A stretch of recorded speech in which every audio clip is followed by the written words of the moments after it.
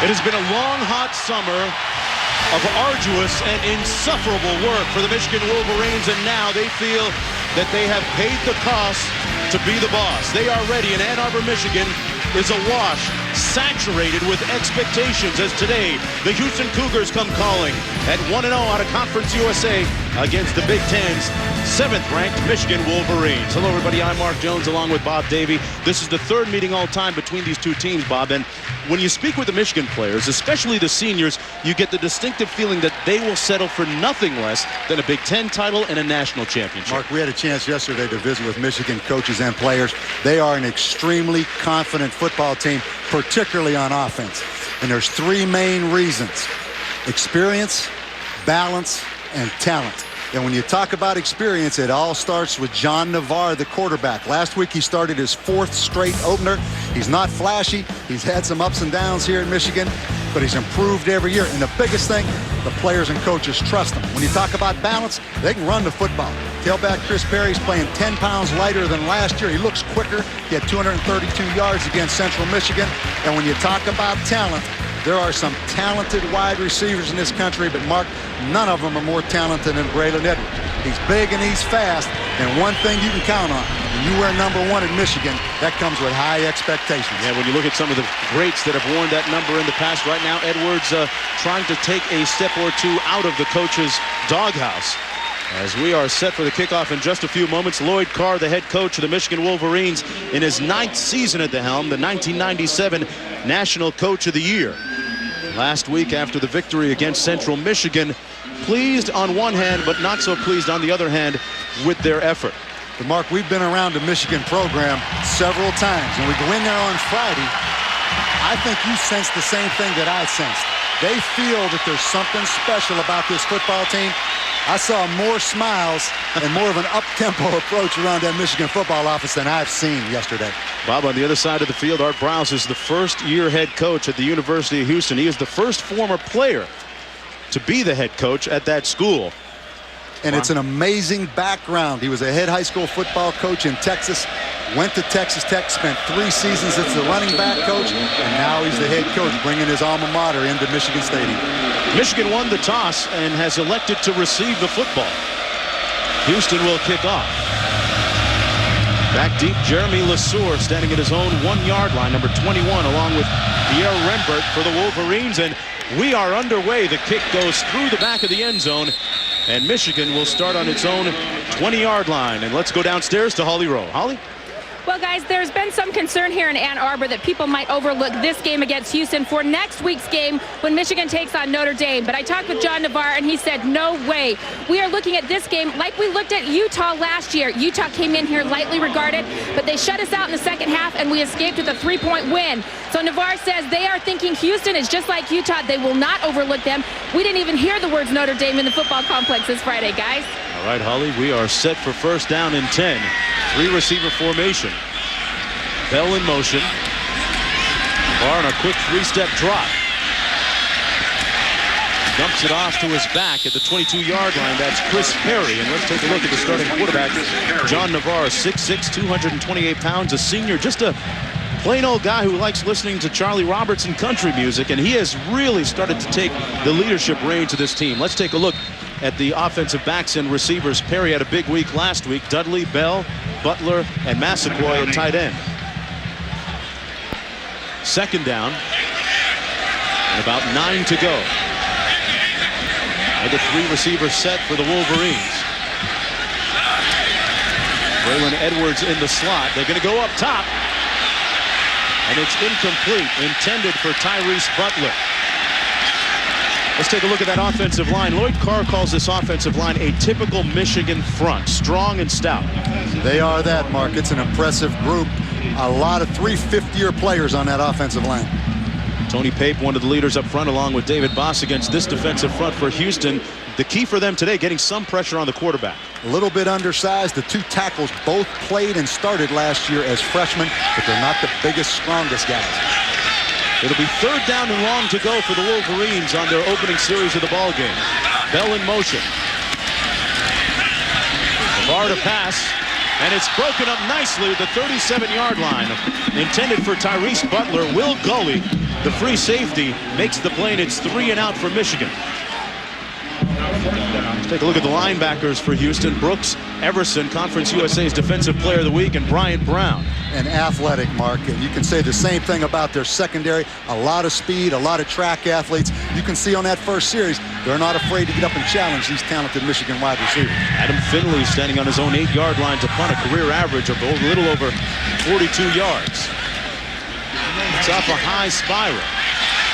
Comes down to the 38-yard line. Houston with some talent and speed back there. This is Jermaine Woodard. And he is brought down at the 42-yard line.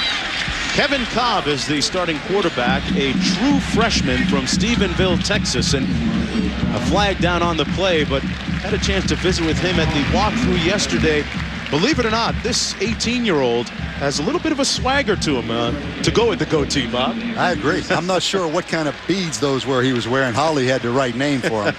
But during the run back, holding on the receiving team. 10-yard penalty, first down. First true freshman in the history of Houston football to start 17 of 22 last week. But Mark, he comes from the same high school, Stephenville High School, that Art Rouse was the head coach at. And he has a lot of experience in this scheme, and our people out there watching are going to enjoy this scheme of offense from Houston. He's been running the system for about 4 years now. Let's take a look at the backs and receivers. Tillman, Gibson, Marshall, Middleton, and Jonathan Pritchett up front at tight end. And Vincent Marshall had a big week last week catching the ball, as did Middleton. Middleton averaging a little over 24 yards per reception. It's going to be first down and 10 for the Cougars back at their own 29-yard line. They move people around, boy. They do. They call them imposters. They line people up in the backfield that really aren't running backs, and then they shift them out. The reception made to Marshall, but he's brought down immediately right near the line of scrimmage. Let's take a look at the offensive line. Hawkins, Swan, Hadnot, Douglas, and Maddox left to right for Houston up against this defensive front. Larry Stevens, a great athlete coming off the edge. Hoyer up there along with Bowman and Kashima. You'll see Michigan rotate a lot of players in there, Mark. They've got a lot of young talent up front. They give it to the fullback this time as Jackie Battle gets over the 30 out to the 34-yard line. It'll be third down and about 5 to go. The linebackers, Pierre Woods, Scott McClintock, and Lawrence Reed. McClintock starting for Carl Diggs, the result of a family situation. LeSueur and Curry on the corners. Behringer and Shazer, the safeties. And one name not out there, Marlon Jackson. Big Ten preseason defensive player of the year. He will play a lot today in this football game. He did not play last week. Third down and 4. Cobb, incomplete. Intended for Jonathan Pritchett. Shazer in on the coverage. There's a flag down on the play.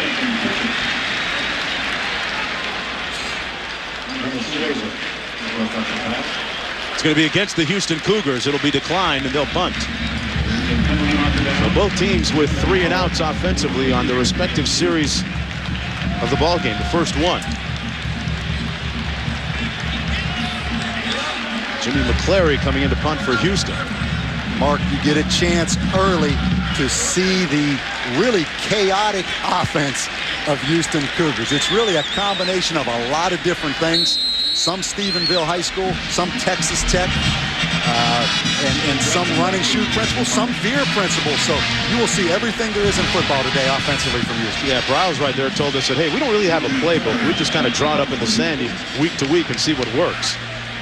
McClary punting from his 25. Steve Breston back at the 22. A dangerous returner brought down after a 2-yard return on a 43-yard punt. Michigan with its second possession of the ball game. Back in Ann Arbor right after this.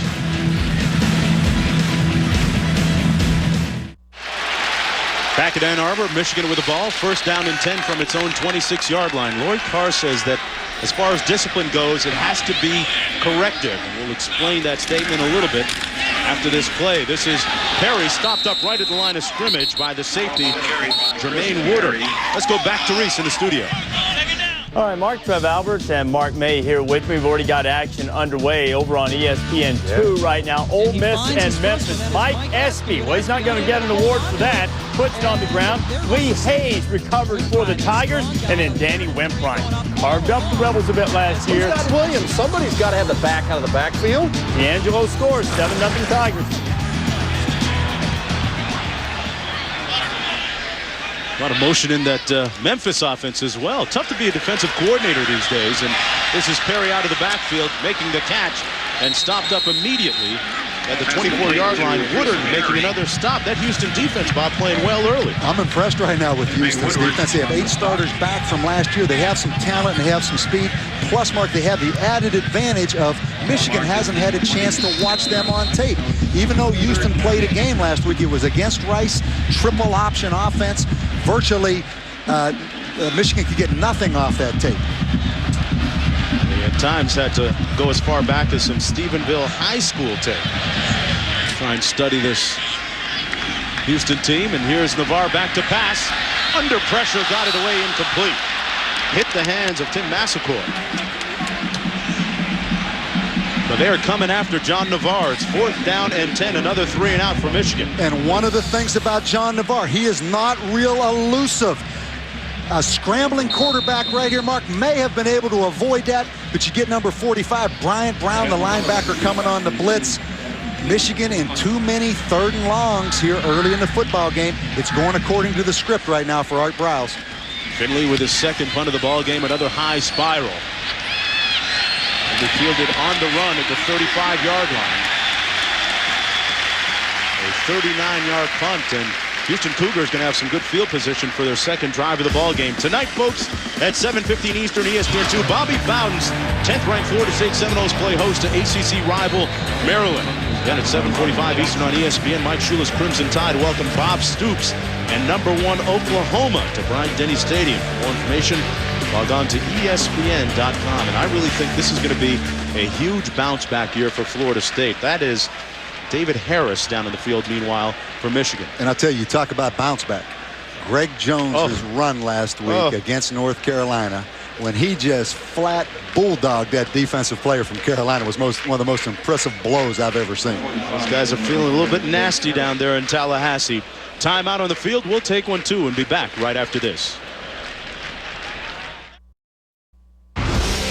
ESPN's College Football Saturday, brought to you by the new Ford F-150 and by Campbell's Chunky Soup, now in microwavable bowls. Make it Campbell's instead. Back here at Ann Arbor, Michigan. Hey, that's the play that Houston ran a few minutes ago. Art Browse, football. He may put that in right now. He may have someone over there watching that fraternity ball. Zeros on the board. This is Houston's 2nd offensive possession of the ball game. A true freshman at quarterback, Kevin Cobb out of Stephenville, Texas. Everything they do is unorthodox, Mark. Here you see him in an unbalanced line with both tight ends over. They hand the football off. Evans trips up after gaining about a yard. Let's go back to that injury to David Harris coming down on punt coverage. And you're going to see right here that David Harris simply slips on this new field turf and rolls up what looks to be his ankle. Mark, both Wisconsin and Michigan have gone to this field turf, and you can see the little rubber particles jumping up off that turf. But hopefully David Harris will be okay and back in this football game. Being tended to on the bench. 2nd down and 8 for the Cougars. A trips formation to the bottom of your screen. And you see the trips at the boundary. They really, really flex those guys out wide, Mark. Cobb keeps it himself and is brought down at the 41-yard line by Marlon Jackson, who's now in the ballgame. Let's go downstairs to Holly Rowe. Hey guys, the big news in the offseason here at Michigan Stadium is the new field. This is Field's turf that was installed. It's a synthetic grass, and as you can see, it's got the recycled rubber. Now this rubber is recycled from tires donated by the Ford Motor Company. Cost about $600,000, and talking to the players, they love it. Chris Perry said he loved running on it. He didn't slip or have any problems that way, and they said that it's a lot more forgiving when they hit the ground hard. That's good news for all the players. Cobb on the sprint out, completes the pass, looks to be about a yard and a half short of the first down, complete to Leonard Gibson. Big receiver, 6'1", 205. redshirt freshman. Mark, Art Browse does something I've never seen before. If you watch right here, the quarterback will start in motion before the ball snapped. So the quarterback takes the shotgun snap on the run, sprint out pass. I have never seen that done before in college football. You would think there'd be a high margin for error on something like that. Come up a yard short, though, and it's another 3 and out. And timeout called by Houston. Actually, it's Michigan's timeout. Holly talking about the new turf a few moments ago. A little bit of a debate as to how much warmer, if at all, it gets down there on the field. We were on the field yesterday. It seemed to heat up a little bit while we were down there. There's no question, Mark, and part of it, having played and coached on artificial surfaces, is just the reflection you get, the glare of the sun. But getting back to this Houston offense right now, you see why Jim Herman, the defensive coordinator, had a tough week preparing for this. In fact, what they did, they went back and got Stephenville High School tape. And Art Browse has not been the head coach at Stephenville for the last 4 years. He spent the last 3 seasons at Texas Tech. So Jim Herman went back. They called high schools around the area that Stephenville High School had played. Incidentally, Stephenville High School had beat because he won a bunch of games. He was the head coach at Stephenville, and those coaches sent him the tape. So Jim Herman has been exhausting all the resources he can to get ready for this football game. For one game, huh? Well, 12 years at Stephenville High School for Art Browse, won 4 state titles, and interesting his approach to winning here. He says, we're not on a 5-year plan here at Houston. We're on a 5-minute plan. We got to win now. Steve Breston back, standing on his own 10-yard line for the Wolverines. The punt coming from McClary. His first punt went 43 yards. This is Curry back at the 20, returns it out to the 25-yard line. Lots of action in the Big Ten, and let's go back to Reese Davis telling us about the Buckeyes, Reese. They have the nation's longest winning streak at 16, but San Diego stayed in the house and not backing down. Krenzel will be picked off by Jacob Elimimian, and Elimimian getting it deep into Buckeye land, and Matt Dugalecki finds Wesley Williams. A little slip screen here. Never works down the goal line, but good blocking by the offensive line. They're up 7-0. Aztecs with the early lead, guys. All right, thanks a lot, Reese. This is Chris Perry on 1st down and 10, running over the left side of the line of scrimmage. Farouk Adelican making the tackle on the play. Talked about the Big Ten in action today. Ohio State hosting San Diego State. Michigan, Wisconsin looked very impressive last week, coming back against West Virginia. And don't be surprised if the Minnesota Gophers don't start creeping into that top 25 mark. The Big Ten is a strong, balanced league again this year. Carl Tabb and Breston and Edwards, the 3 receivers on this formation. 2nd down and 8 for the Wolverines, unable to move the ball so far. Pass almost intercepted at the 45-yard line. Roland Cola had it hit him right in the hands.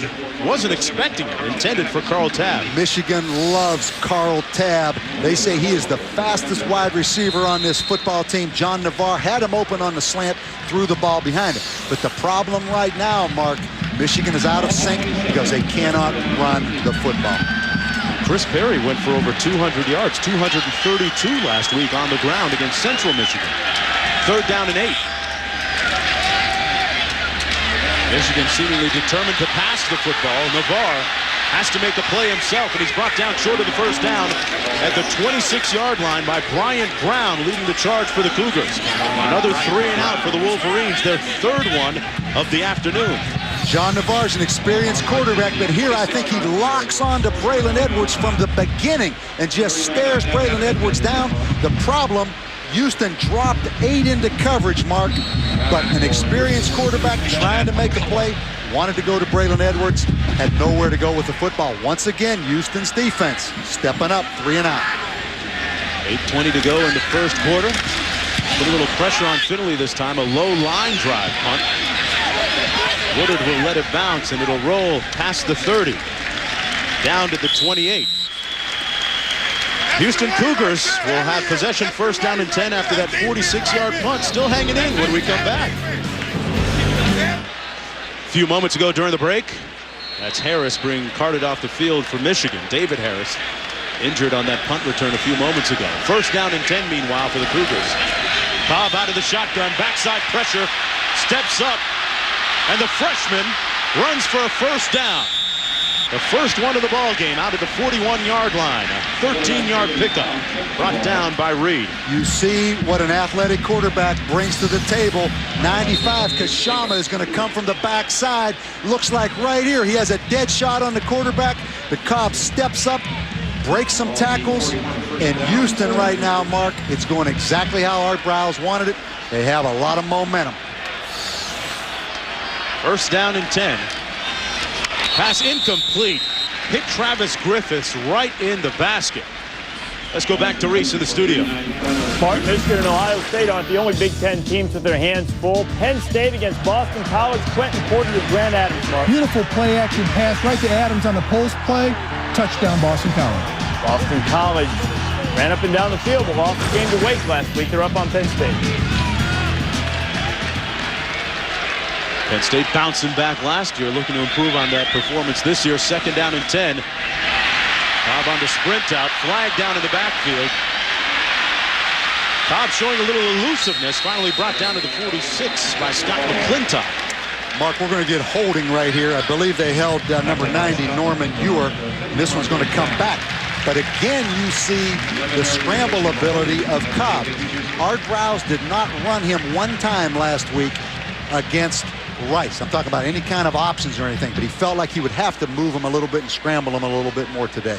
Clock in the back above the waist on the offense. 10-yard penalty, replay, second down.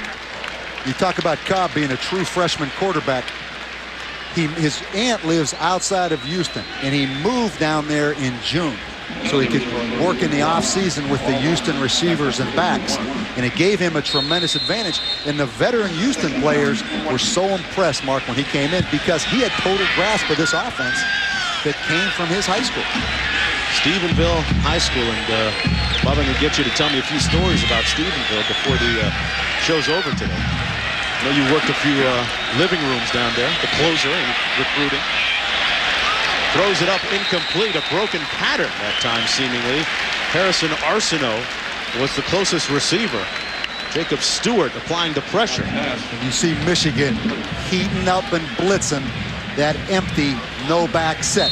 Shortly, you'll see what Art Briles' plan is for Michigan blitzing the empty, whether it's one of those jailbreak screens or some kind of little trick play to take advantage of man-to-man cover.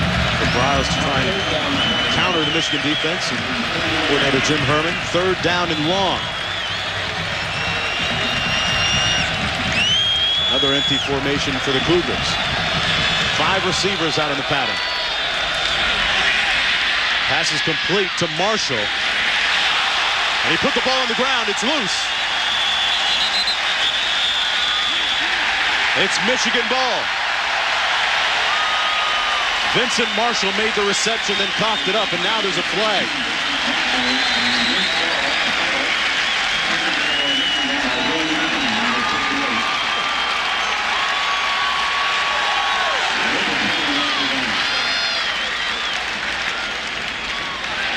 Foul's going to be against Houston.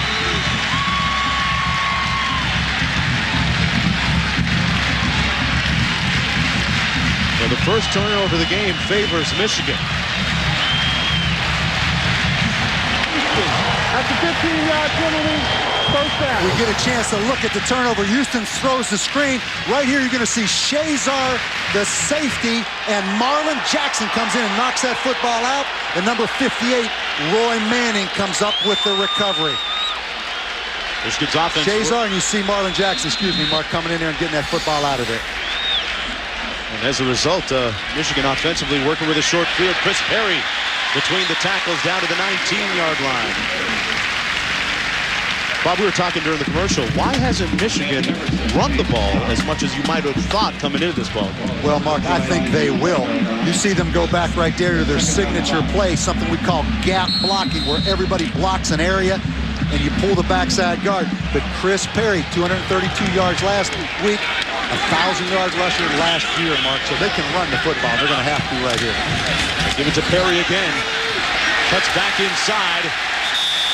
Down to the 11-yard line, and it's a first down for the Wolverines. An 8-yard pickup for Chris Perry, trying to become the 7th Michigan back to rush for 1,000 yards in back-to-back seasons. We talked about in the open, he's down about 10 pounds from last year. And I think even early here in this football game, you could notice a little more explosiveness out of him, a little more change of direction. Fired up when we had a chance to meet with him yesterday. Edwards in motion. Perry again made one tackler miss, made another miss, making it down to the 5-yard line. He admits he is quote-unquote noisy, loud. Well, he's making some noise now with his play. Gully making the stop. One of the problems Houston has on defense, Mark, they're undersized. The first thing you think of is let's slant, let's angle, let's move that front. But Michigan is a gap-blocking team that really those slants and angles, they don't mean anything to Michigan's offensive line. Side of the eye, an offset I formation. Running it into the boundary with Perry. No signal and a flag down on the near side of the field. All the way down at the bottom of the field as Perry was brought down just shy of the end zone. Braylon Edwards was squaring off with one of the DBs from Houston.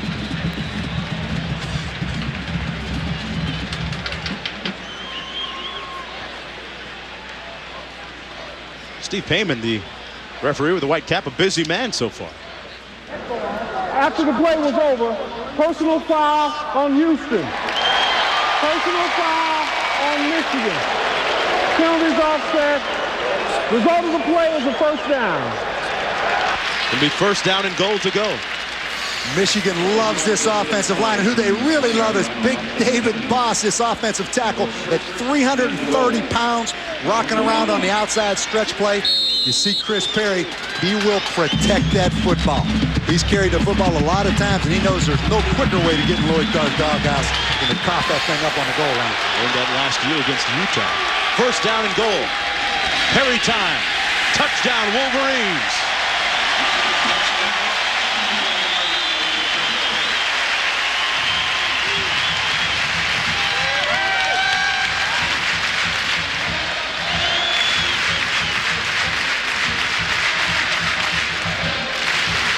Perry with his 3rd rushing touchdown this season, the 24th of his career.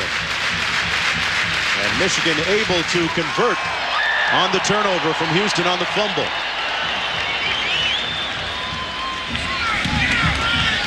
Rivas adds the extra point. Let's go back to Reese Davis in the studio.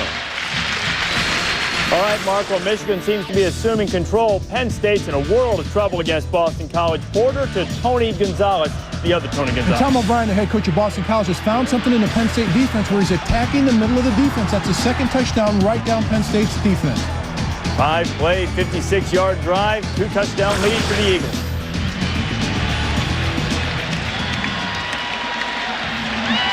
All right, thanks a lot, Reese. And Chris Perry with his 24th career touchdown, putting Michigan ahead 7-0. One more look at that nice run. And Mark, we talk about gap blocking. You look right here. Everybody blocks down for Michigan. The fullback Dudley's going to kick out and create a crease for Chris Perry, and he takes it into the end zone. So gap blocking, everybody blocking down. Doesn't matter how much you twist, how much you move that front. You just take them where they want to go. Chris Perry, good bloodlines. His father, Ray Perry, played college football at North Carolina A&T.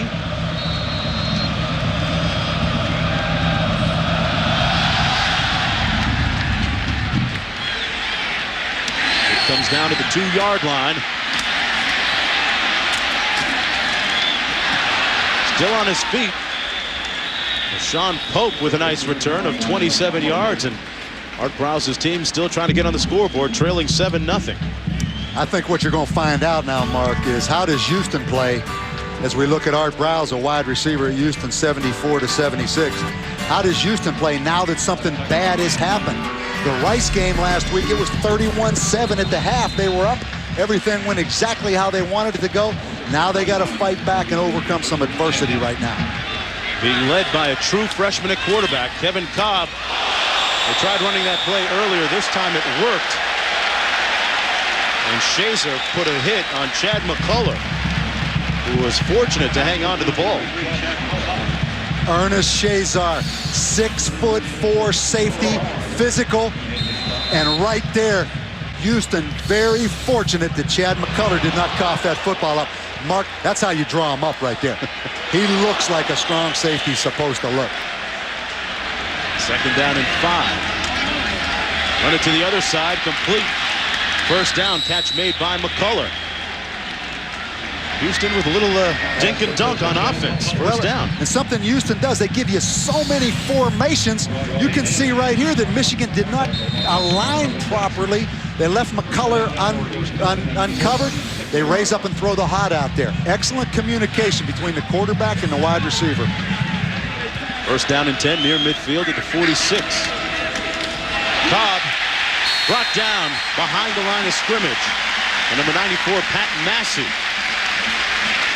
Loss of about a yard or 2 on the play.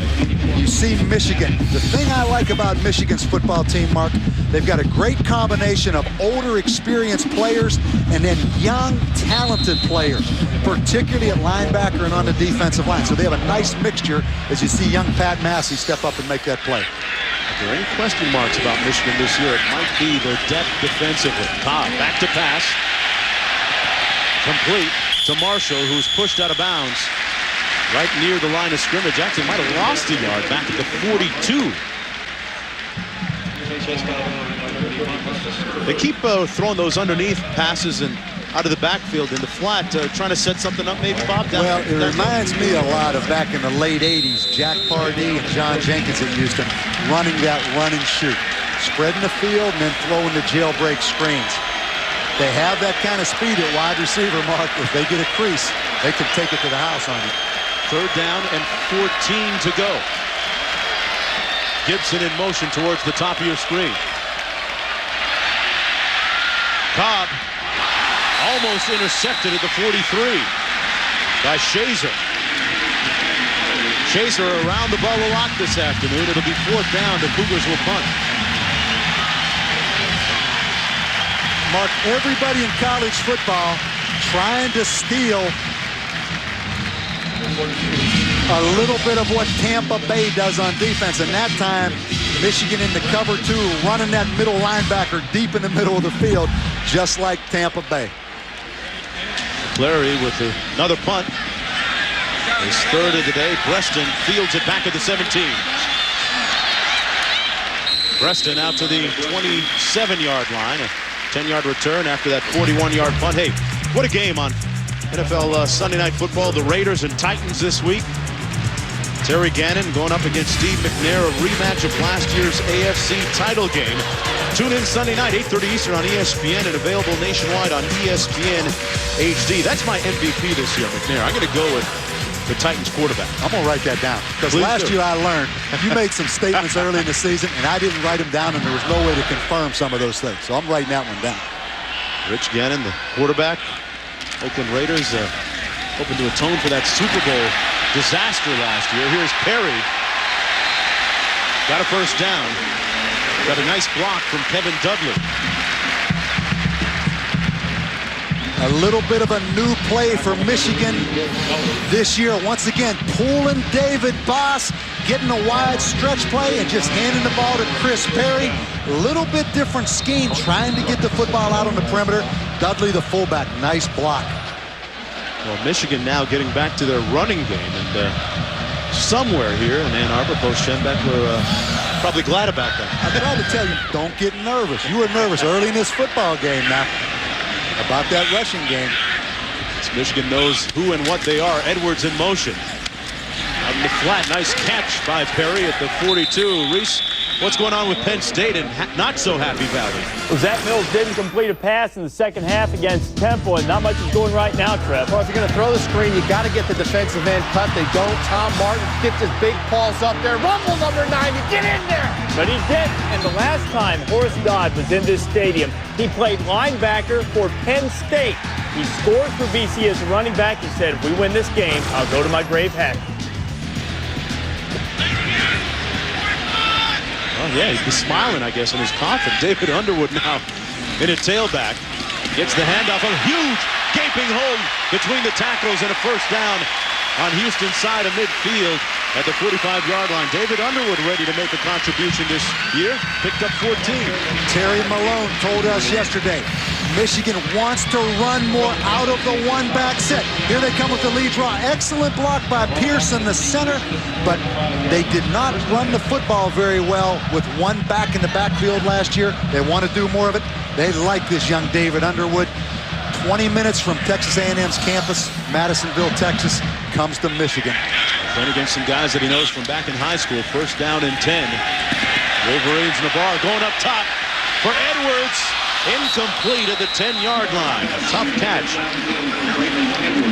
Well, Braylon Edwards trying to make his way out of Coach Lloyd Carr's doghouse. And Carr had an interesting direct message for Edwards through the media. He said that, Braylon and I aren't on the same page, and Braylon basically needs to get on the same page that I am. Well, I don't think people should read too much into this. Lloyd Carr and his staff loves Braylon Edwards. They love his work ethic, the way he practices. He just needs to mature. And Mark, when you wear number 1, you're judged by a different set of standards here. So they're not judging him just as another Michigan wide receiver. Here's Perry. Out of the backfield, stopped up after a gain of about 1. Brian Brown making the stop. And last year, Braylon Edwards wore number 80. And after their bowl victory against Florida, he went to head coach Lloyd Carr and said, Coach, what do you feel about me wearing number 1? I'd like to switch my number. And you would assume that he knows the responsibility that goes along with that. And Coach Carr gave it his stamp of approval. Well, timing's everything. Lloyd was in a great mood right after Got him in a weak moment, huh? win. Oh, yeah, I mean, the timing was perfect. So he's an intelligent young man. Number 1, like the likes of Anthony Carter before him and others. Third down and long, 8 to go. Tipped at the line of scrimmage, and that's something we've seen happen throughout Navarre's career. A flag down, meanwhile, downfield at the 23-yard line. Mark, they're going to wave that flag off, but one of the things, even though... Disregard the flag. There was no foul on the play. The pass was tipped at the line of scrimmage. Even though John Navarre is 6'6", a lot of balls batted at the line of scrimmage. First of all, he is not in the shotgun. Michigan, different than probably 99% of the teams in the country, Mark. They always come from under center. John Navarre does not like the shotgun. A lot of balls batted. We noticed watching the tape, he had 2 batted last week against Central Michigan. First one batted today. Wolverines to punt. 4th punt of the day for Adam Finley. Low line drive spiral headed for the Coffin corner, and this one's going to be, oh no, not quite. Almost down at the 1-yard line. Carl Tabb trying to get it done and couldn't. Let's go back to Reese for a Wake Forest update. Well, NC State's had its sights set on Ohio State next week for a long time. So Chuck Amato said, don't overlook Wake. Wake up 7-0. Phillip Rivers finding Jericho Kotcher. This is how Bob Davis used to draw it up on a chalkboard. You throw it down the middle of the field. Look at the blockers he's getting for all of his friends down the field to play. Takes it inside the 5. But Wake bowed up, held the Wolfpack to a field goal, and the Groves up by 4. That makes me a little more nervous, Mark, saying that, because he knows I was a defensive coach. Looked like a big completion down the middle of the field to me. I looked at it from the defensive perspective. Did he mean the defense? You drew it up like that well, on defense? I'm going to take it like he meant I was the offensive coach on that. 5-yard penalty. It's still first down. We'll take the liberty of doing that. Approaching 1 minute to go here in the first quarter of play. Michigan leading 7-0. Mark Browse's team coming in here 1-0 after winning last week at home against Rice. First down and 15 from their own 10-yard line. And Mark, talk about that legal pad Art Browse had yesterday with all those plays on it. Have you ever seen anything like that? Lots of scribbles on that notepad. Cobb under heat. Got it away. Incomplete. But that front led by Pierre Woods. Bringing the pressure. And Pierre Woods, if you remember last year, number 6, Victor Hobson was this guy. Now they're using Pierre Woods as the linebacker up, giving him a bunch of different looks. They love the athleticism of Pierre Woods. Mark, he tore a fingernail. You see the cast on his left hand. Tore his fingernail completely off one day in practice this week. They were worried if he was going to be able to play today. Second down and 15. Cobb on the move again. Steps out of bounds. And threw it away for good measure. About the 13-yard line. It'll be 3rd down and long for Houston. These fans booing, but the new rule in NCAA football starting a couple years ago, if you're outside that tackle box, you can throw the football away. The only point is that ball has to be thrown beyond the line of scrimmage. I'm not sure if that ball was thrown behind the line of scrimmage right there. Look at the pressure situation on top. 4 hurries by that Michigan front. Last week, defensively, Michigan not happy with their effort, especially rush defense against Central Michigan. 3rd down and 17. It's a safety. Larry Stevens. Jim Herman, the defensive coordinator, loves it.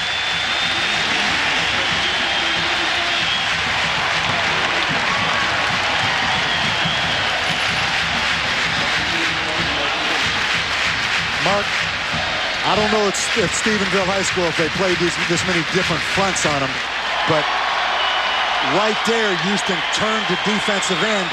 Larry Stevens loose, easy safety right there for Michigan. Larry Stevens last year, arguably one of the best defensive linemen on that Michigan front. Was not a starter, but never complained about his status. Last week graded out very well against Central Michigan. They get the safety as a result, leading 9-0 now. Stevens out of Tacoma, Washington. Michigan, 2 talented, athletic defensive ends in Kashama and Larry Stevens. Larry Stevens was a high school running back. And you see him right here. It's going to be the screen pass, but you can't just let Larry Stevens get up the field into the quarterback's face. So you have both defensive ends virtually coming unblocked. Michigan with the safety. Michigan defensively last year, one of the tops in the Big Ten Conference, leading the conference in sacks. Mark, they always have been one of the leading sack teams. Jim Herman does a great job with multiple fronts, different looks. Hey, what do you think that freshman quarterback is thinking now? Let's go down to Holly Rowe. Hey guys, well, let's put this in perspective. Kevin Cobb did not join the team for spring football practice because he was still in high school. This is a big challenge for him. But after taking that safety in the end zone, he came over to the sideline and talked to his players to find out what went wrong. He's trying to keep his composure by just focusing on the X's and O's right now. He's not feeling sorry for himself. He just talked to his wide receivers and his line to figure out what the breakdowns were and try to get his head back in this football game. Guys? All right, Holly, you know, I spoke with him yesterday at the walkthrough. Said, have you ever played in front of this many people? He said, oh, obviously not, but I did play in the state high school final back in Texas against Port Neches Grove. There were about 30,000 people at the Astrodome for that game. Well, there's no question that's big-time high school football, but the thing we wanted to see coming in here, how would it be for Art Browse and these Houston Cougars when it got hard, when some things went against them? Last week against Rice, 31-7 at the half. It was too easy. Now you're going to see if this young quarterback and this young offensive team can hang in there and fight beyond this adversity, Mark. All right, let's go back to Reese in the studio. All right, Mark, and Taco Bell takes us to the Horseshoe in Columbus, and that's fitting because Will Allen's about to make a run from border to border.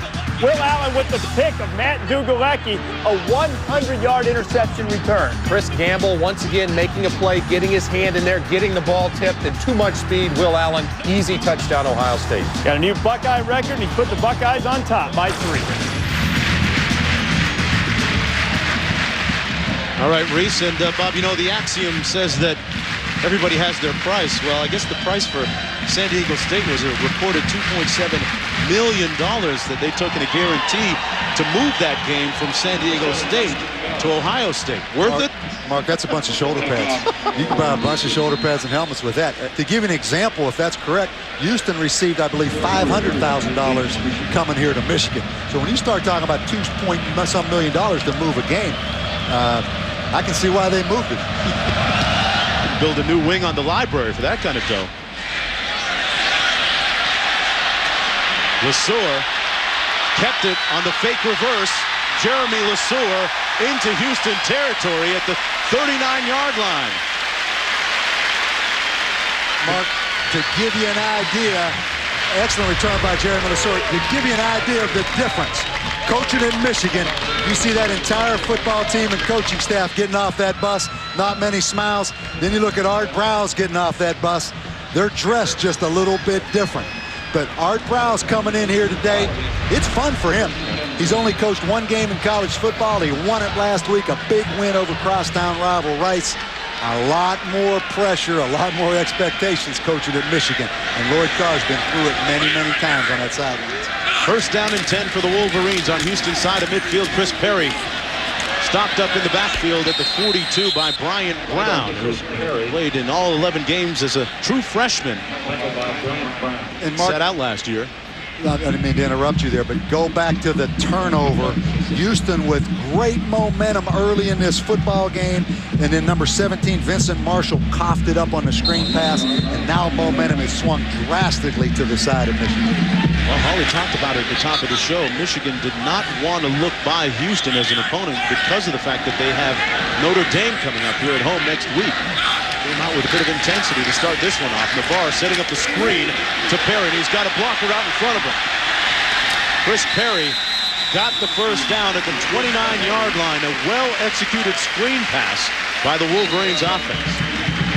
Michigan, always a great screen team, always a great reverse team, Mark. Timeout on the field. Chris Perry and the Wolverine offense marching down towards Houston's goal line when we come back.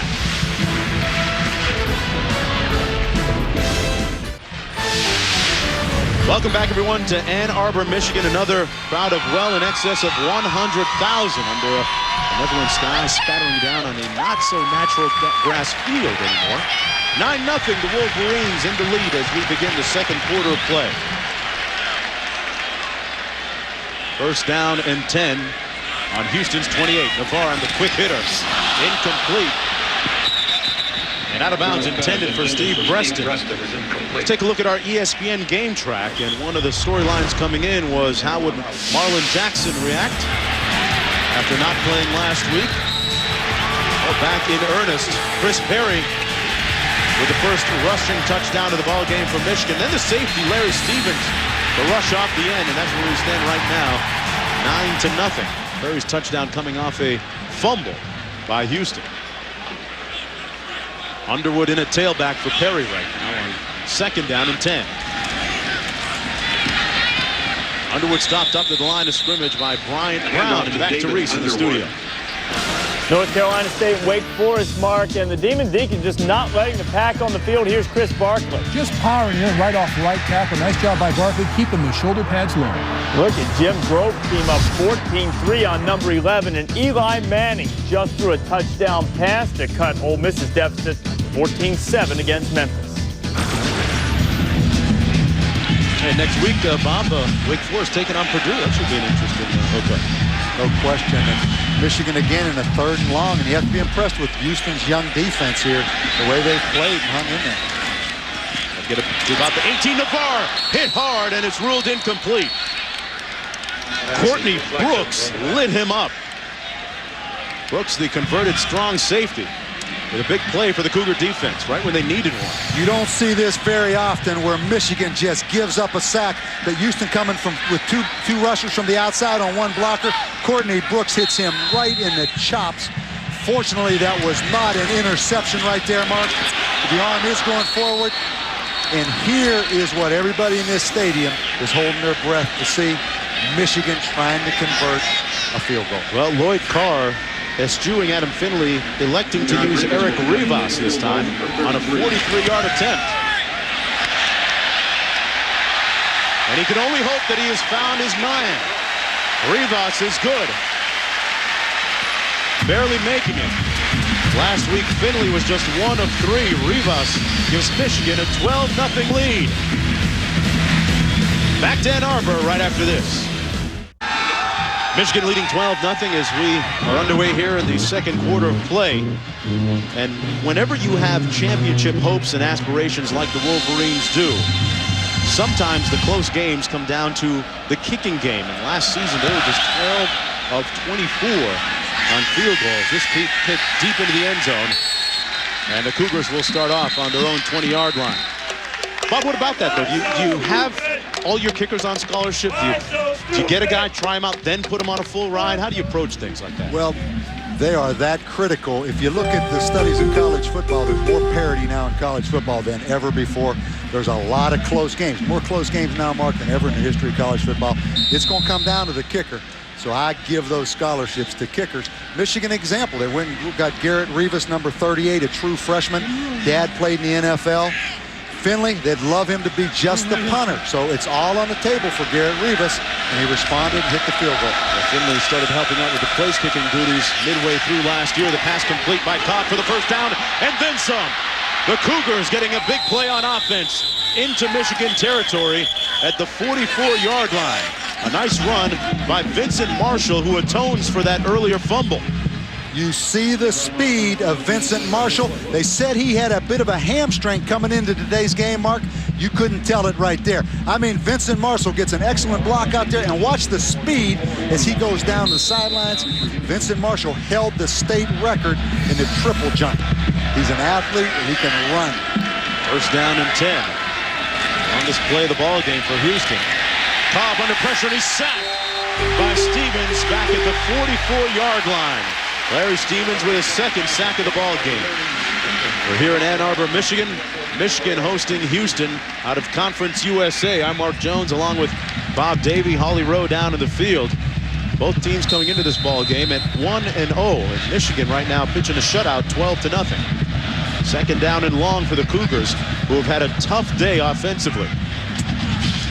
That first Michigan touchdown set up by Mark, this is Marshall really Fumble. different. This is a big offensive tackle, number 77, lined up out here. Pass incomplete. Should have been caught by Travis Griffin. That's the third time that they've run that play. Mark, this is really different. If we go back and look at this formation, this is truly an unbalanced formation where Michigan lines up right here. Big offensive tackle. The tight end lined up as the second guy from the center, and they go ahead and throw the football to him up the seam. So you're seeing some bizarre looks from Houston, but you better block and you better protect the quarterback. Third down and 22. Cobb eludes trouble. Incomplete. Through the arms of Brandon Middleton. Mark, I've watched a lot of football. This is literally, truly backyard football. You are seeing a conglomeration of every kind of offense there is in football right now. We talked about it. Yeah, it's a little bit of veer, a little bit of option, a little bit of spread. Real mongrel type of offense. But at some point, you better pass protect. That's Preston standing on his own 15-yard line. McClary punting from his own 30.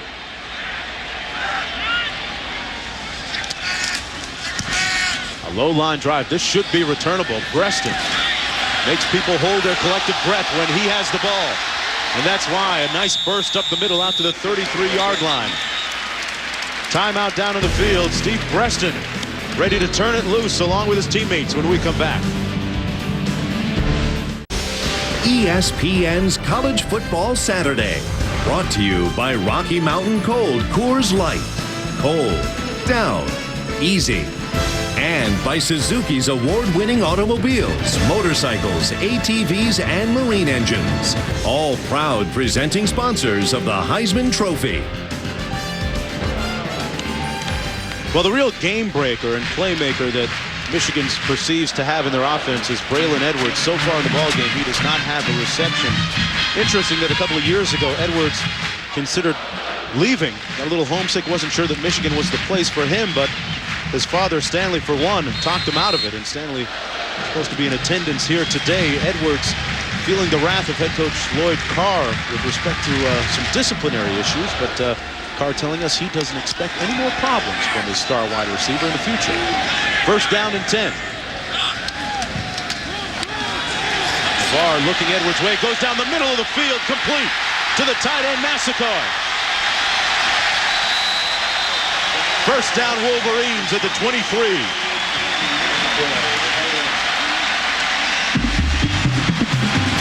You see it every week, whether it's pro football or college football. Houston in a two-deep zone. Two safeties, play action, and the tight end Massacre is going to go right down the middle of the field and split those two safeties. They love Tim Massacre, a wide receiver in high school trying to replace Benny Joffrey. This looks like a wide receiver right here, Mark.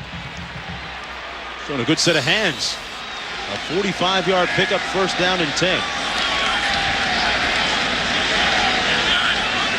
Edwards in the slot on this formation. Bar looks the other way into the end zone, incomplete. Intended for Chris Perry. Reese, the Cornhuskers trying to bounce back this year. Well, they had a good performance against Oklahoma State, against Utah State today. Jamal Lord takes it himself and scores, and they missed the PAT. But we know the black shirts are back. Isn't that right, Mark? That's what Trev said. But, you know, Reese, I'd like to find out if the black shirts are back. No pressure on the quarterback. A tight end beats you down the middle of the field for a touchdown. Travis Cox to Chris Cooley. Big Dennehy team up by a single. Frank Solich replacing some of his coaches out there. Trying to turn the beat around a little bit. This is Perry turning the beat around for Michigan. Still on his feet, first and goal. And a flag down. Perry brought down at the 7-yard line. Determined, unflappable running by Chris Perry, picking up 15 yards.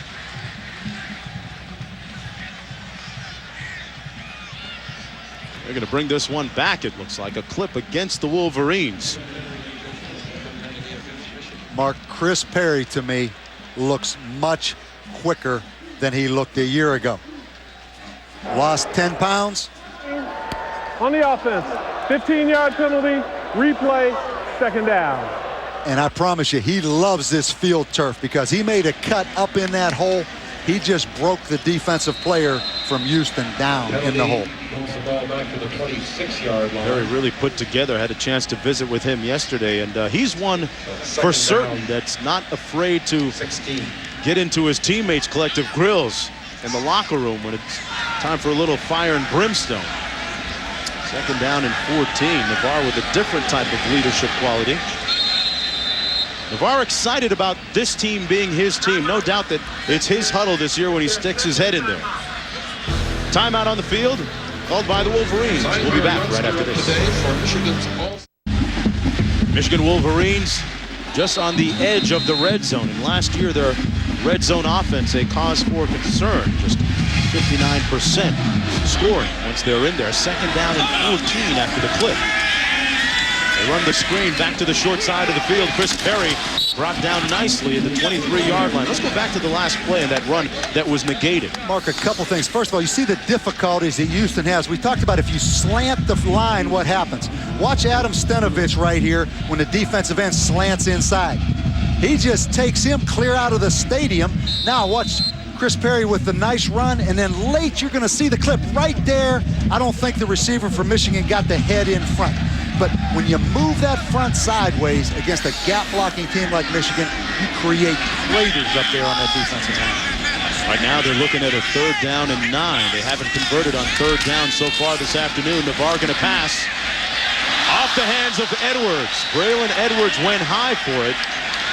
It was off his hands, and last week he had a drop. Last year he had, at times, problems with drops as well. You can see why they love Chris Perry. Watch him pass block right here. Boom, hits him right in the chest. Now Navarre with the square in route. Tough, tough catch. But wearing number 1 at Michigan, Mark, we've seen number 1s make that catch before here. Gutierrez will hold. And in comes the field goal unit. Edwards will be thinking about that one just a little bit. No doubt his dad Stanley will talk to him about that as well. From 38 yards out, Ribas is 2 for 2. Let's go back to Reese in the studio. Boy, Jim Grobe has Wake Forest rolling. Already up 14-3 on North Carolina State. A little trickeration. Nate Morton into round. Oh, he's going to throw it. Corey Randolph.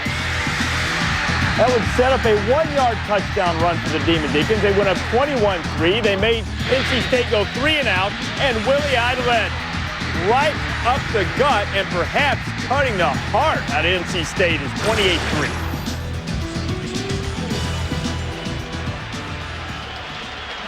Wake Forest putting one on him. And you talk about great coaching jobs. Yeah. Jim Grobe has done a tremendous coaching job at Wake Forest. an unorthodox style offense, but they line up and run the football out of that unorthodox style offense. 3-3-5 defense, a little bit different. He's done a good job. And if you... I read Football 101 this week on ESPN Insider, Bob Davey, breaking it down like it's never been broken before. The 3-3-5 defense, which is kind of the big trend right now in college football. It was really interesting what he had to say about the safety play in that scheme. You're taking us all to school, baby. Houston going to have to start off on its own 20-yard line, and Michigan's kicking game showing signs of life under Rivas. You know they have great athletes at Michigan. Their return game, their coverage game is sound. The one missing piece, Mark, has been that kicker. Garrett Rivas says, you know what? This is easy. It's like being at Tampa Jesuit High School. Just kick between that post.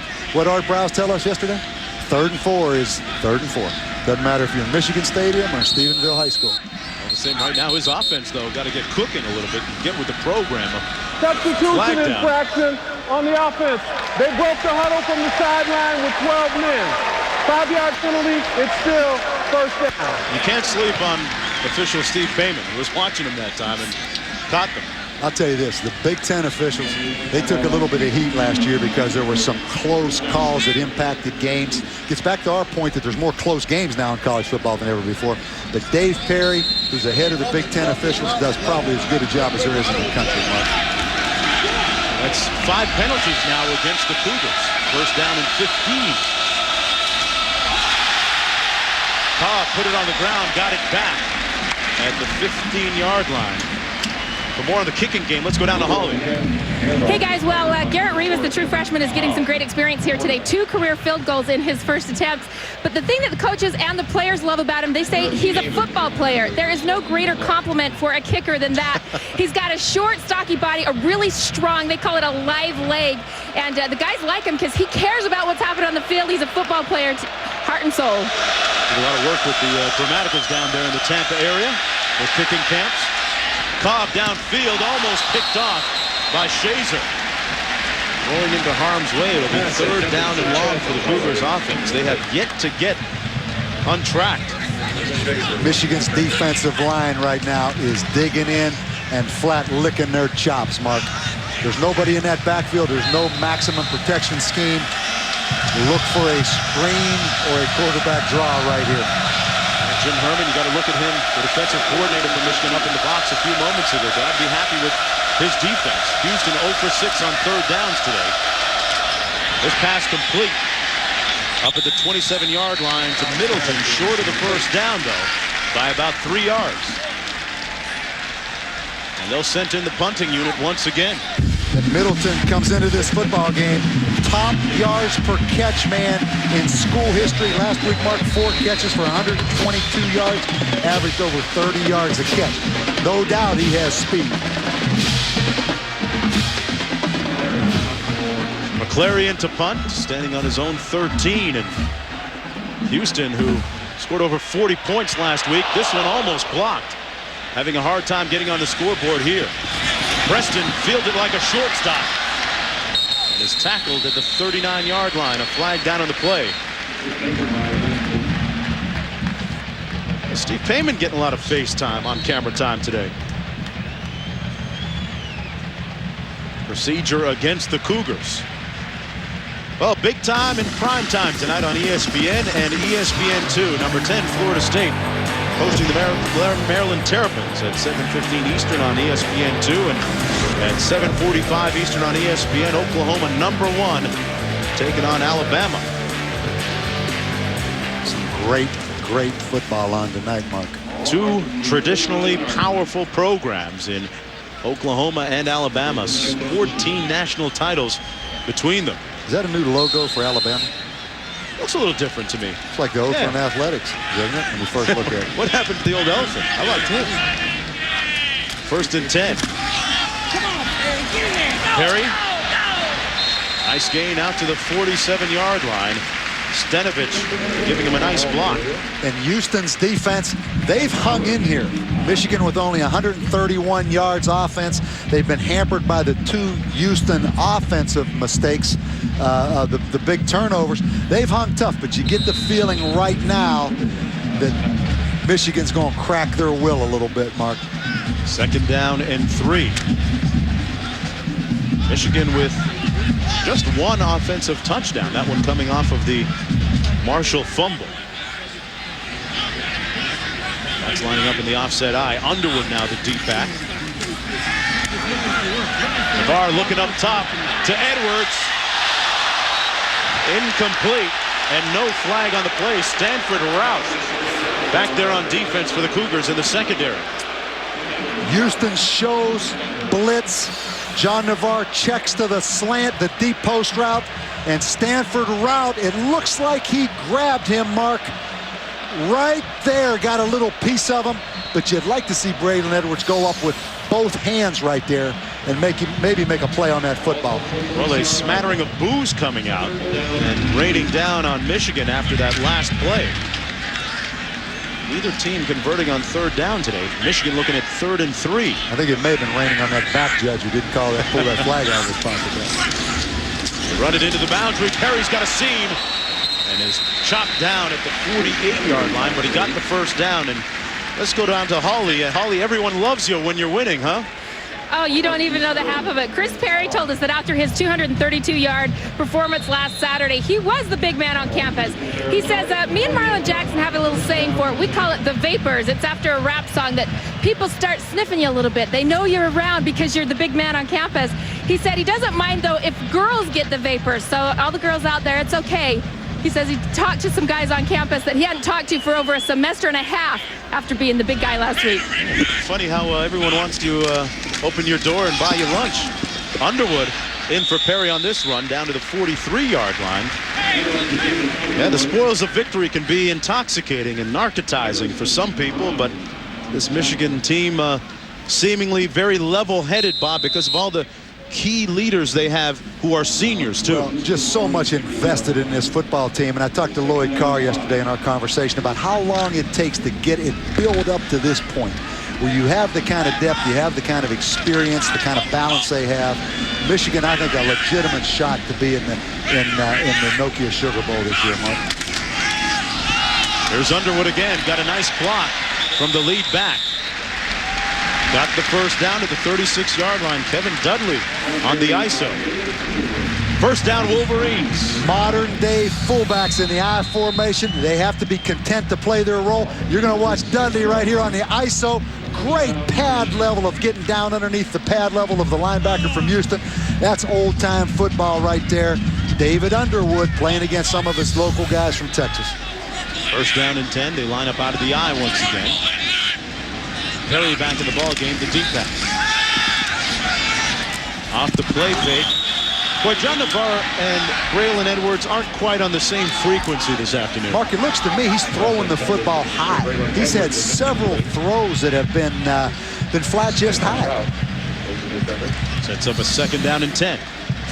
Sailed on him again here.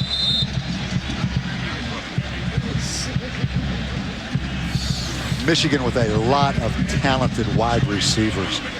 Jason Avon, one of their young talented players, number 8, not playing today because of an injury in practice. But they have as much depth at wide receiver as any team in the country, Mark. 2nd down and 10.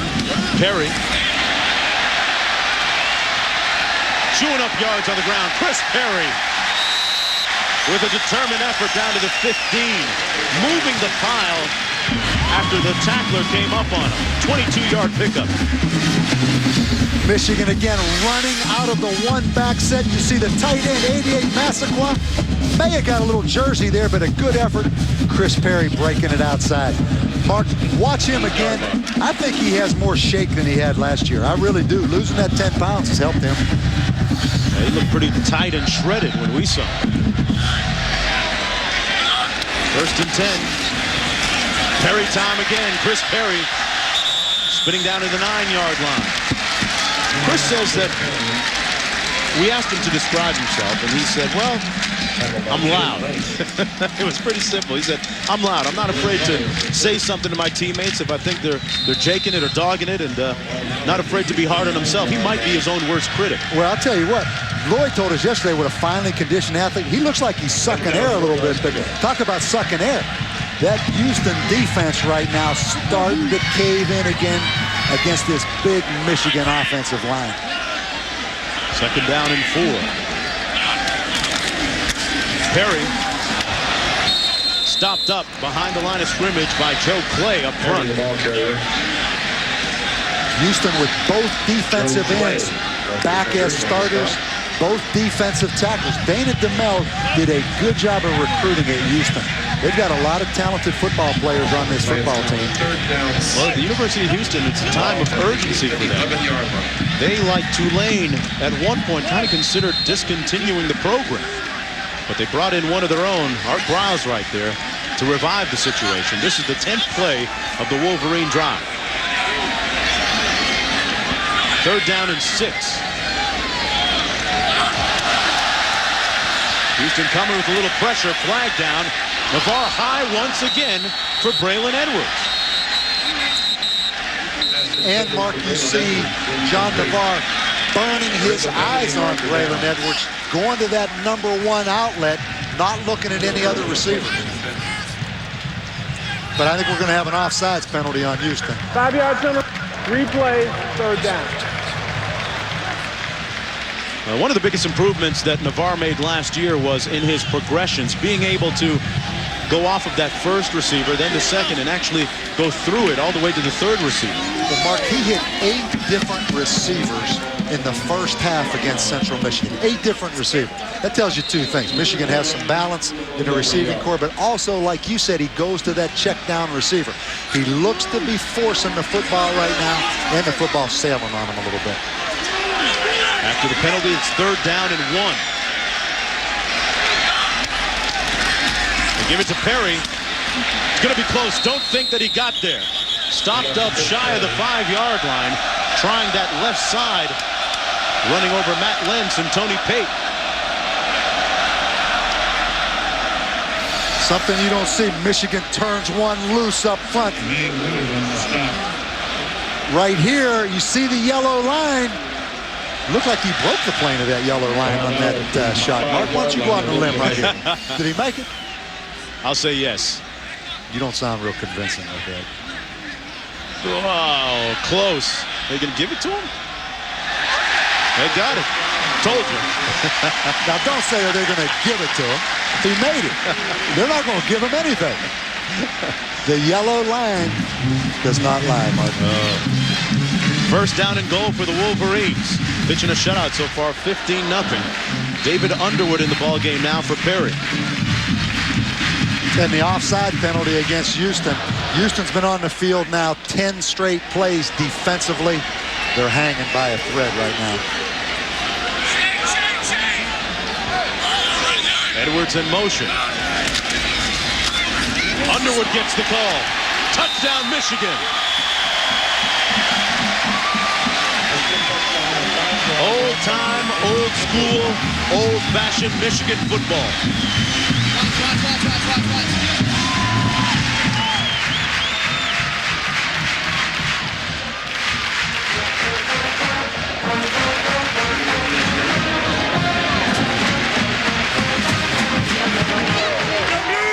Well, it didn't take long for Michigan to look themselves in the mirror and figure out who and what exactly they are.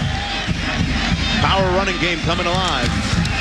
Right now they lead 22-0. The third career touchdown for David Underwood from deep in the heart of Texas, putting one on some of his former counterparts from high school. We'll be back. Michigan pitching a shutout, 22-0 with 4:16 to go in the first half.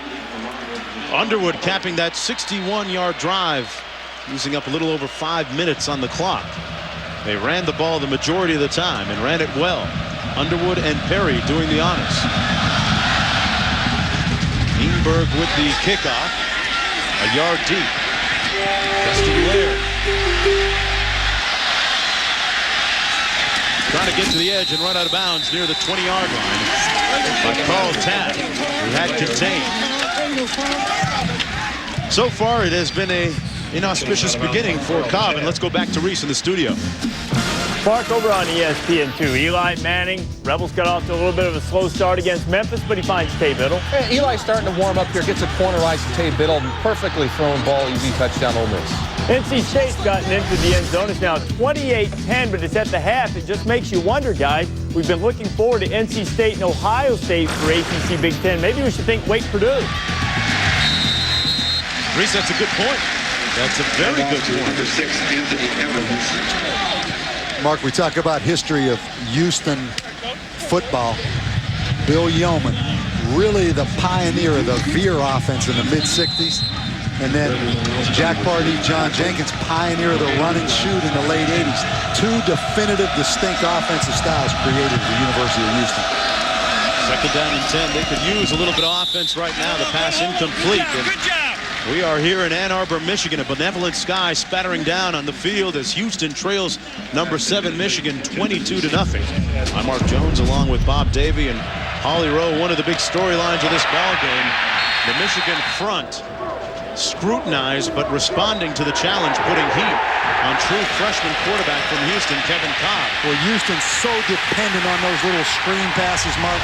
If you can take those screens away, you take away a high percentage of their offense. Cobb stepping up and brought down again at the 17-yard line. Jeremy Van Alstyne.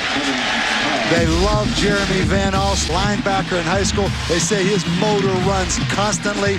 And Mark, it's a feeding frenzy right now for this Michigan defense. Well, they talk about a national championship here in Ann Arbor, and it's some of those second-line guys like Van Alstyne and Watson and Harrison, Woodley and Massey that are going to have to provide some of the depth.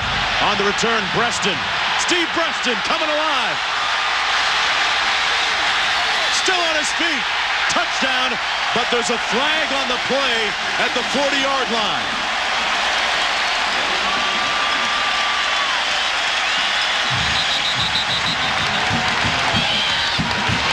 This one's going to come back, but you see why they love Steve Breaston. Was a quarterback in high school, and he can flat fly.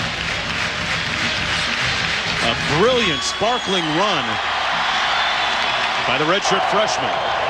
During the return, there was an illegal block in the back above the waist. There's no score on the play. 10 yards from the spot to foul.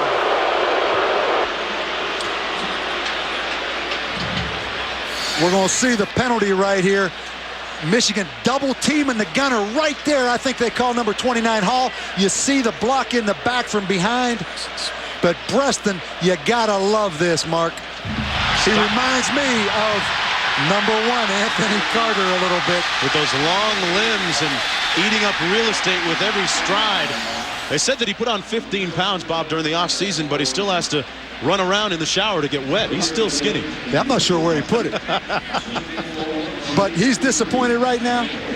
He's going to get some more chances. And you know what? Michigan fans and coaches don't get excited very often about potential. But on this one, he must be the real deal because they're all excited about him. Lloyd Carr said, hey, I just got to find a way to get his hands on the football. First down and 10 after the penalty. Navarre finally to Edwards. Hooking up at the 43-yard line. Braylon Edwards with his first reception of the ball game. And been a long but short afternoon at the same time for him. And you see the strength of John Navarre's arm throwing this football from the hash clear to the numbers. The deep comeback route. He gets the football down. Good tackle right there. But you see the arm strength of John Navarre. He has really set the new standard for toughness for quarterbacks at Michigan. Mentally and physically. Undergone a lot of criticism for their lack of production in years past. Backside pressure, gets it off in time. Hooking up with Edwards again. Braylon Edwards with another first down out to the 42-yard line, brought down by Stanford Routt. Well, tune in to ABC later today for some terrific college football regional action. Number 19, Auburn taking on Georgia Tech, or UCLA taking on Colorado, then at 8 Eastern time, 5 Pacific. Battle of Florida, number 18, Florida taking on number 3, Miami. Or BYU taking on number 5, USC. What about USC going into Auburn and spanking them, Bob, last week? That's big time impressive now. With all the hype, all the talent at Auburn, USC going down there and winning. First down and 10. The play fake, Navarre going upstairs for Edwards. Broken pattern, and it's incomplete. And Risa, tell us what's going on at halftime in the studio. All right, Mark, when we do join you on the Miller High Life halftime report, we'll talk about how home field in the Big Ten hasn't guaranteed anybody anything. See how the Cavaliers are faring without Matt Shaw. Eli goes to Graceland, and turns out that Danny Wimprine's the flying Elvis so far. What do you see from Ohio State? I'll tell you how San Diego State, the Aztecs, are playing with the Ohio State Buckeyes and why they're playing with them. And Virginia's offense without Matt Shaw, just not the same. Clearly, he was the leader of that team. Lou Holtz has been able to get him to bow up a little bit, as he often does, guys. All right, Reese, and John Navarre moving in on yet another Michigan quarterbacking record. He's already rewritten the record book of this school. This pass incomplete at the 40-yard line. It appeared to be, once again, Bob, tipped at the line of scrimmage. Tyrese Butler, number 9, the intended receiver. But Stanford route closing quickly. Mark, and you get the feeling on this drive that Terry Malone, the offensive coordinator, and Lloyd Carr really want, they know they can run the football. Almost like they wanted to come out and just work on the things they've not been successful on. You see Terry Malone standing right here. Done a great job with this offensive football team, but you feel they've established the run. Now they kind of want to work on that passing game, particularly getting Braylon Edwards and John Navarre in sync. Got a big one coming up next week. 3rd down and 10. Perry on the draw. Got back to the line of scrimmage at the 42. Courtney Brooks converted strong safety for Houston, making the stop. And Mark, you got to love it. We're at Michigan Stadium. It's 22-0, but there were a few boos right there on that 3rd down drop, on that draw call. They expect big things out of this team. And last week, although they really destroyed Central Michigan, they weren't happy with their run defense. Always finding something to be unhappy about. Of course, it wouldn't be Michigan if it weren't like that. Well, there's high expectations, and there's so many weapons on this football team that you're disappointed when they don't just explode. They are first all-time in Division I wins, 11 national titles, 124 years of football here at Ann Arbor, and right now, putting one on the University of Houston. We'll be back with more right after this. We are back here in Ann Arbor, 4th down and 9. Michigan Wolverines leading 22-0. I'm Mark Jones along with Bob Davey, Holly Rowe down in the field, and Lloyd Carr, a very understated type of guy, very well-read, a voracious reader, and amassing a lot of knowledge about his football team in the first half of play right here. And the results seem to be pretty good. Jermaine Woodard back for Houston, meanwhile, standing on his own 10-yard line. Finley from his own 47. We'll look for the corner.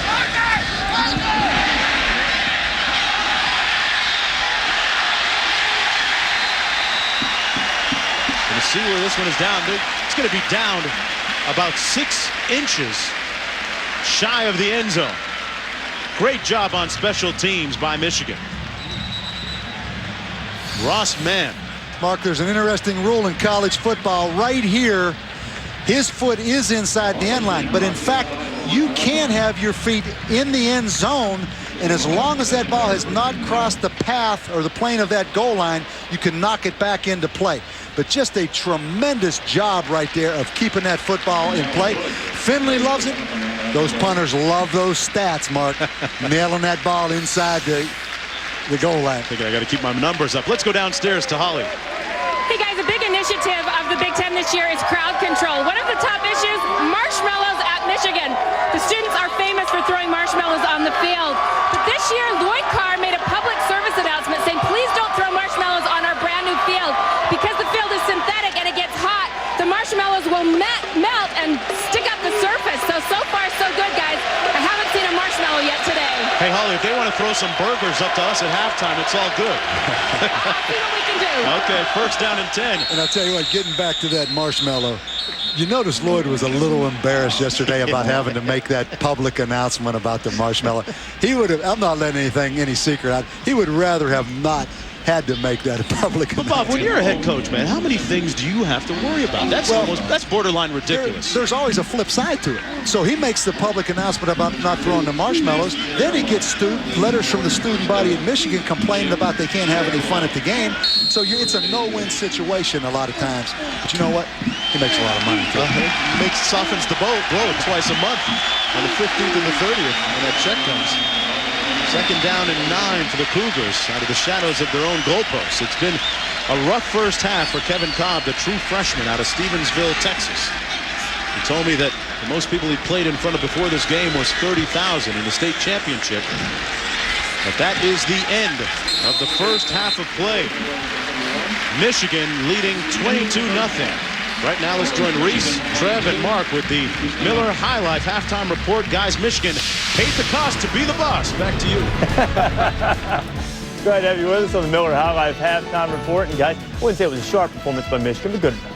Well, it was good enough because they have the lead, obviously. But I have to question Terry Malone, the offensive coordinator for Michigan. You've got a team that ran the ball very effectively last week with Chris Perry. They come out throwing the ball. The wide receivers for Michigan's offense have multiple drops in this game. They should have set the tone right off the bat with Chris Perry running the football. They would have dominated this game from the start. A lot of corners like to try to open the game up, throwing the football, establish the run, that pass, then you can get to the run. But I agree, you should have established Chris Perry. He's the best back we've seen so far this year, running terrifically. Ohio State's had a little trouble establishing much of anything against San Diego State. They're taking their in the lead, but they're not dominating the game the way perhaps many thought that they would. Early in the first quarter, after Krenzel threw a pick, Matt Dugalecki finds Wesley Williams, and the Aztecs go on top 7-0. But then Dugalecki has his team about to go up 14-3, and guess who gets a hand on the ball? I think Chris Gamble, and all of a sudden Will Allen says thank you, and all of a sudden he says, give me my convoy. Look at that escort. Look at all of the tradition for Ohio State, and never has there been a longer interception return for a touchdown. Whoa, hang on to that ball. Coast to coast, 100 yards. They've gone to the half now. The Buckeyes with just a 6-point lead. We continue on the Miller High Life halftime report. We'll see another school record touchdown in addition to a day that so far Penn State would like to forget. Boston College has been bringing the wood, and certainly Wake Forest is not in idle. They've been revving the engine against Wolfpack. Back on the Miller High Life halftime report. Michigan, Big Hound, on top of Houston, 22-0. Chris Perry following up a school record for opening day last week against Central. It's in the end zone there. The Wolverines up big. Back on the Miller High Life halftime report. Michigan, Big Hound, on top of Houston, 22-0. Chris Perry following up a school record for opening day last week against Central. It's in the end zone there. The Wolverines up big. Utah State and Nebraska, the Black Shirts were devastating against Oklahoma State. Jamal Lord, first of 4 straight non-conference games. Lord, not number 10 anymore, he's number 5, scoring. Nebraska missed the point after, so it's a 6-0 game. Next Utah State possession, Oklahoma State couldn't pass for anything against the Black Shirts, but Travis Cox hits Chris Cooley. Utah State under McDenough taking the lead. Are the Black Shirts? The Black Shirts. Well, Travis, and there they are. There's DeMorial Williams coming off the outside, gets the turnover. That's the kind of defense you need. Much more aggressive here in the second quarter. Where's this controlled passing from the offense that Frank Scholich promised us with this Nebraska offense throwing the ball? Jamal Lord's the best running back they have, so they run with him. 15-7, Nebraska has the lead. You know, they compare Williams favorably with Terrell Farley that they had there a while back. Look at Middle Tennessee hanging around with Georgia, 3-3. It's still fairly early. Perhaps a little bit of a hangover from that big Clemson win. And Virginia Tech, no Marcus Vick, suspended for this game. Randall, 54 yards thus far on the ground. All right, we told you about this play a few moments ago. Virginia and South Carolina. Dondriel Pinkins to Troy Williamson, and Troy Williamson is logged on. There has to be a miscommunication there. The corner is no way he's that far off. He's expecting safety help. The safety didn't get there. They split the seam. Beautiful pass. Nice touchdown, South Carolina. A school record, well, because that's about as far as you can go. 99 yards. How far can you do it? Just under a buck and a half to go. That's in the first half. Virginia and South Carolina playing a tight one. Illinois is cruising after that heartbreaking loss to Mizzou last week, 31-3 over the Redbirds. And North Carolina getting just slapped around by Florida State at home against Syracuse. Lost 7 straight at home, but they have a 3-0 lead on Pasqualoni's team. They're still about halfway through the first quarter. Back with more. The Miller High Life halftime report after this. Back on the Miller High Life halftime report. Houston sends a freshman quarterback out there, Kevin Cobb. Throw it, Kevin. Throw it, Kevin. Get rid of it, please. Too late, Kevin. Larry Stevens reporting the safety. Michigan up by 22 at the break. We're just getting started on the family of networks. Maryland never lost 2 in a row under Friedgen. They'll try to avoid that against Florida State. 7:15 Eastern. That one's over on ESPN2. 7:45 tonight here on ESPN. The #1 team in the land, the Oklahoma Sooners, traveling to Tuscaloosa to take on Alabama. Of course, that will be preceded by Which game do you watch? You're going to flip back. 2 terrific games, man. Picture in picture, TiVo. There you go. Those 2 things you need. I haven't to be able got to keep that up with technology everything. yet. Everybody has all of these monitors like we do. That's what you need. Okay. You know? We're going to be here with you throughout the second half, and also with the College Game Day Scoreboard at 3 o'clock Eastern after Michigan and Houston. Continuous scores and updates and highlights for you. The second half is coming from Ann Arbor right after this. This halftime report brought to you by Miller High Life. To live simply, proudly, boldly, manly. This is the High Life.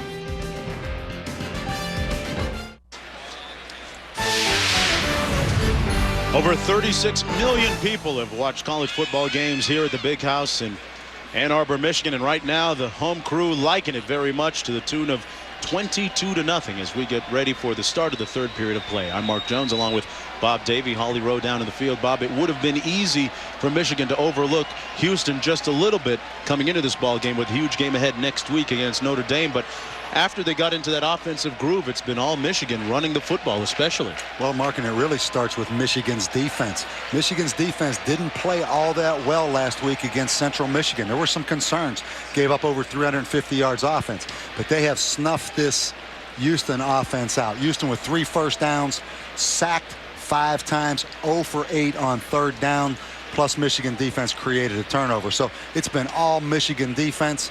They responded to the challenge of not playing very well against Central Michigan. Yeah, Houston has looked a little bit discombobulated on the offensive end of the equation, and let's take a look at our ESPN game track.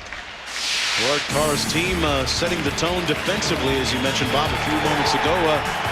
Stevens coming off the edge on that play, and then this one led to a safety.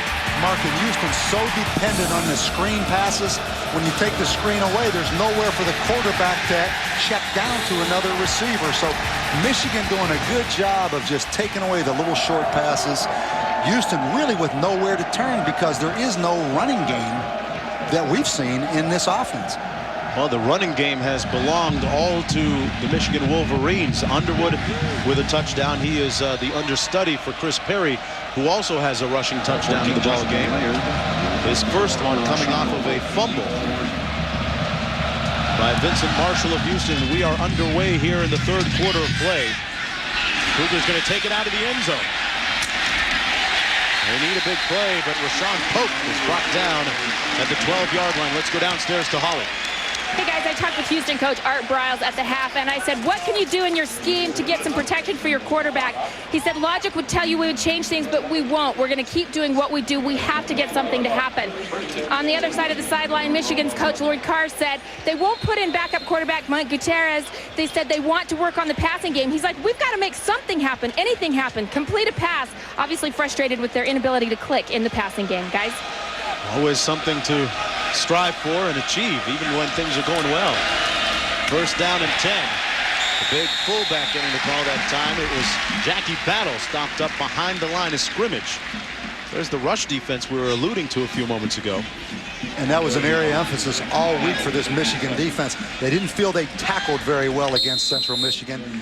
Difficult week to go out there and spend a lot of time on tackling, though, when you're facing all these multiple formations of Houston throughout the week in practice. Hats off to Jim Herman's defensive unit so far. Cobb back to pass, under heat again. This time got it off. And a flag on the play. Anthony Evans making the catch. Mark, Michigan may have had 12 players on the field that time on defense. Substitution infraction on the defense. 5-yard penalty from the previous spot. Replay, second down. Well, Jim Herman looking a little feisty up there. And what about his new physique, sporting a new chassis this year, Bob? He dropped some 40 pounds, huh? Lost 40 pounds. And another decision, going up in the press box for the first time. You're used to seeing Jim Herman down on the sidelines. But Jim Herman really likes this defense. They got some young players. You see Gabe Watson, this big nose guard in there, about 315 pounds. Houston on the toss. Bobby Tillman with no running room, tackled by Pierre Woods. Woods, a 6'5", 232-pound junior, making the stop. And here's big Gabe right in here. You see him, number 78, coming down the line of scrimmage. Gabe has to learn that football is going sideways. There he comes. That's a lot of biscuit coming on top of that pile.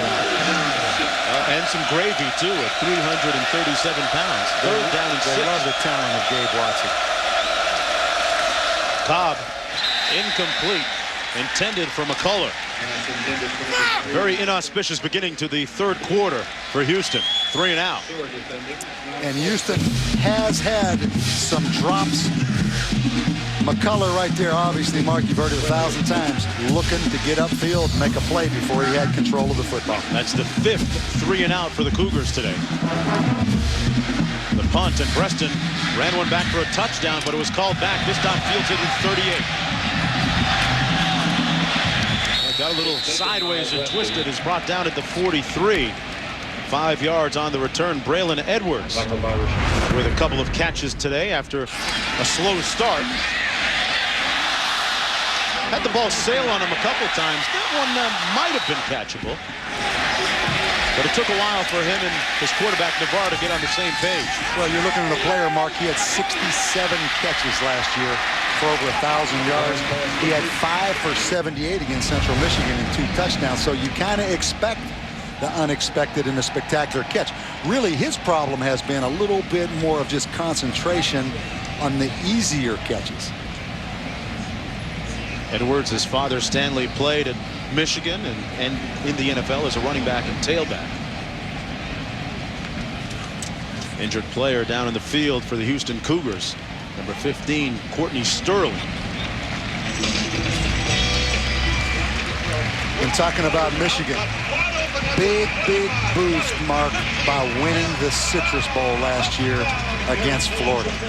All the coaches around the office yesterday talked about coming back from that trip. As soon as the players got back from Christmas vacation, a majority of them coming by that office just excited about what they were going to do different, what they had to tweak, what each individual had to work on to get better. So winning the bowl game at the end of the year. And once again, that's my contention on why I don't like a playoff system. You like them to play with balls and everyone wins one of their last games. 30 teams, Mark, had a positive offseason because they won their last football game last year. First down and 10 for the Wolverines. The first possession of the second half. Edwards in motion. Play fake, complete. Out of the backfield, it's the fullback, number 35, Brian Thompson, with his first catch of the day.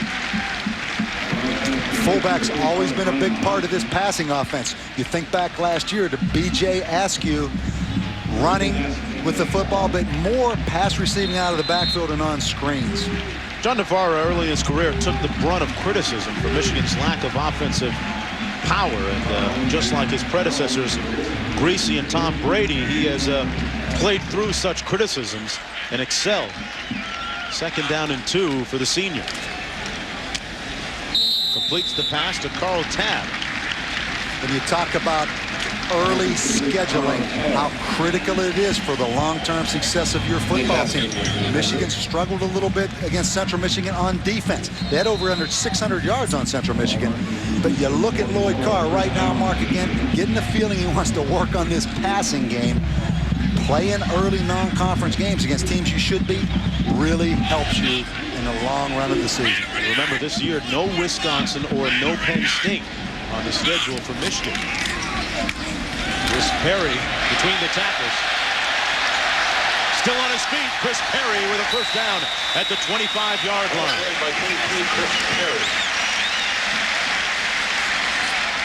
Compiling big numbers once again. 232 yards last week. They come again on the little draw ISO play up in there. He runs through a tackle.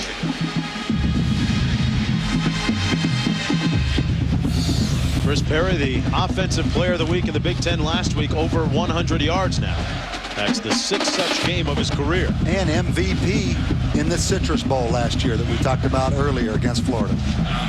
Bell in motion. Little bootleg action. Navarre on the move. Incomplete. Intended for Calvin Bell.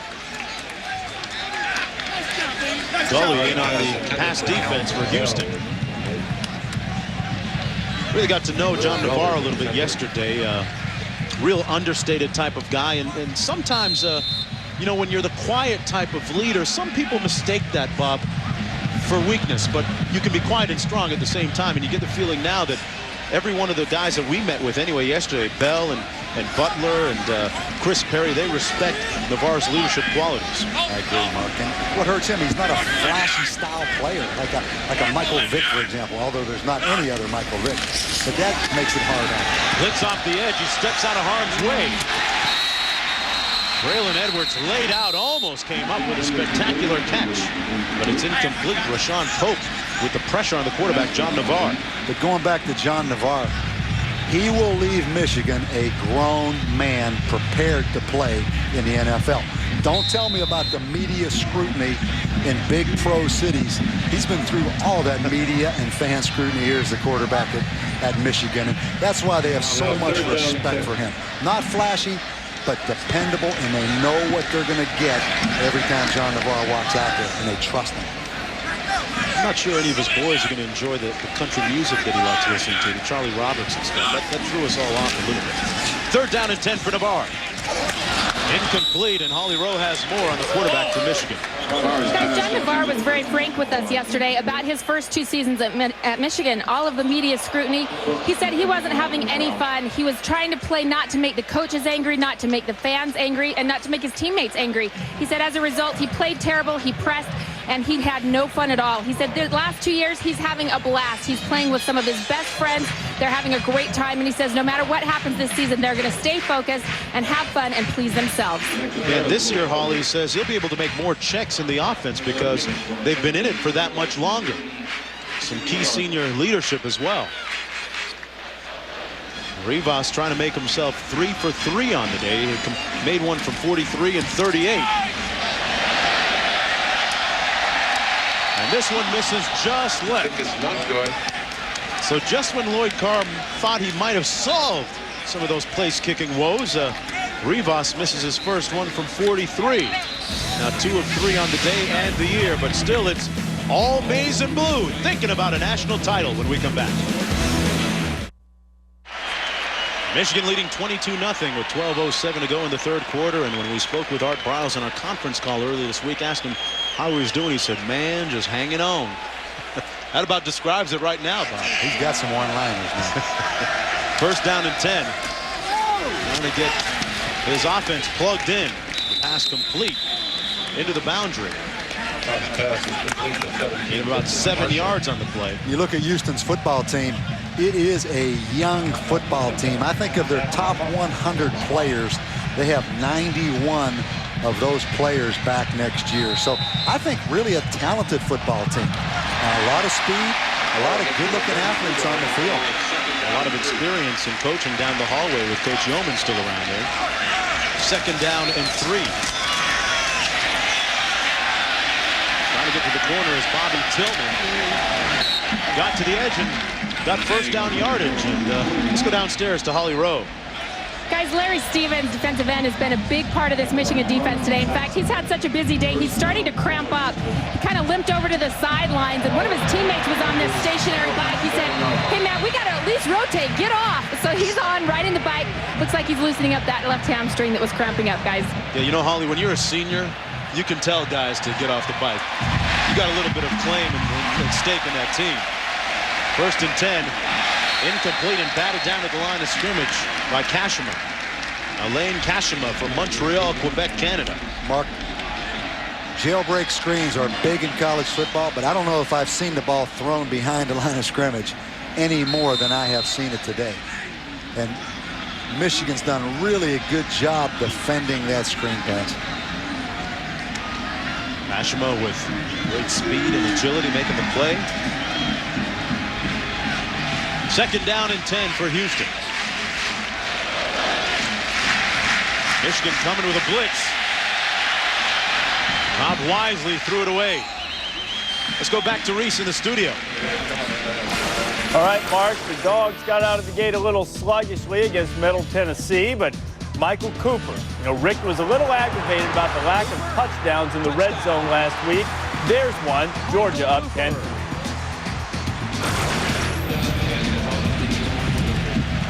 Well, Reese Cooper might be able to make people forget about Musa Smith if he keeps up that type of work. Right here, it's 3rd down and 10. 4-receiver formation.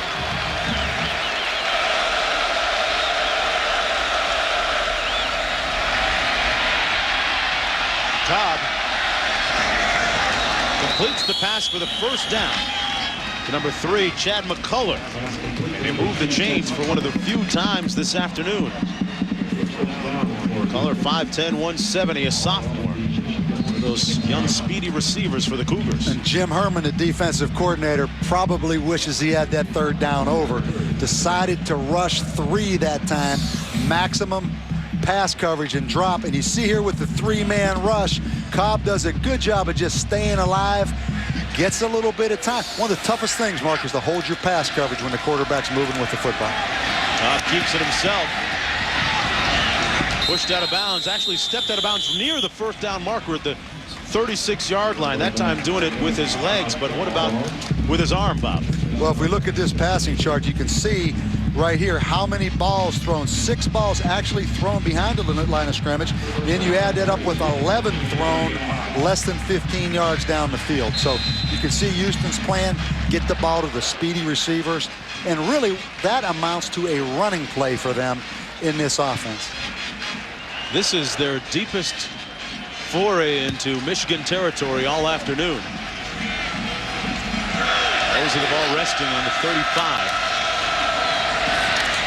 Cobb going to take off himself.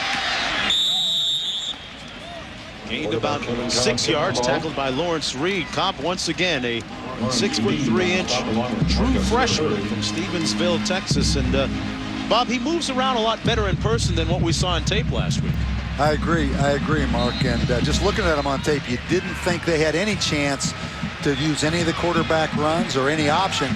But I agree that he's a much better athlete than we thought he was looking at the tape. 2nd down and 4. And a flag down on the play.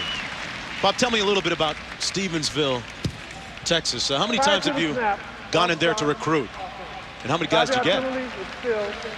Well, I've been there several times. It was one of my recruiting areas when I was at Texas A&M. It's southwest of Fort Worth, and Art Browse did a great job there. I think he won 4 state championships in his 14 years at Stephenville.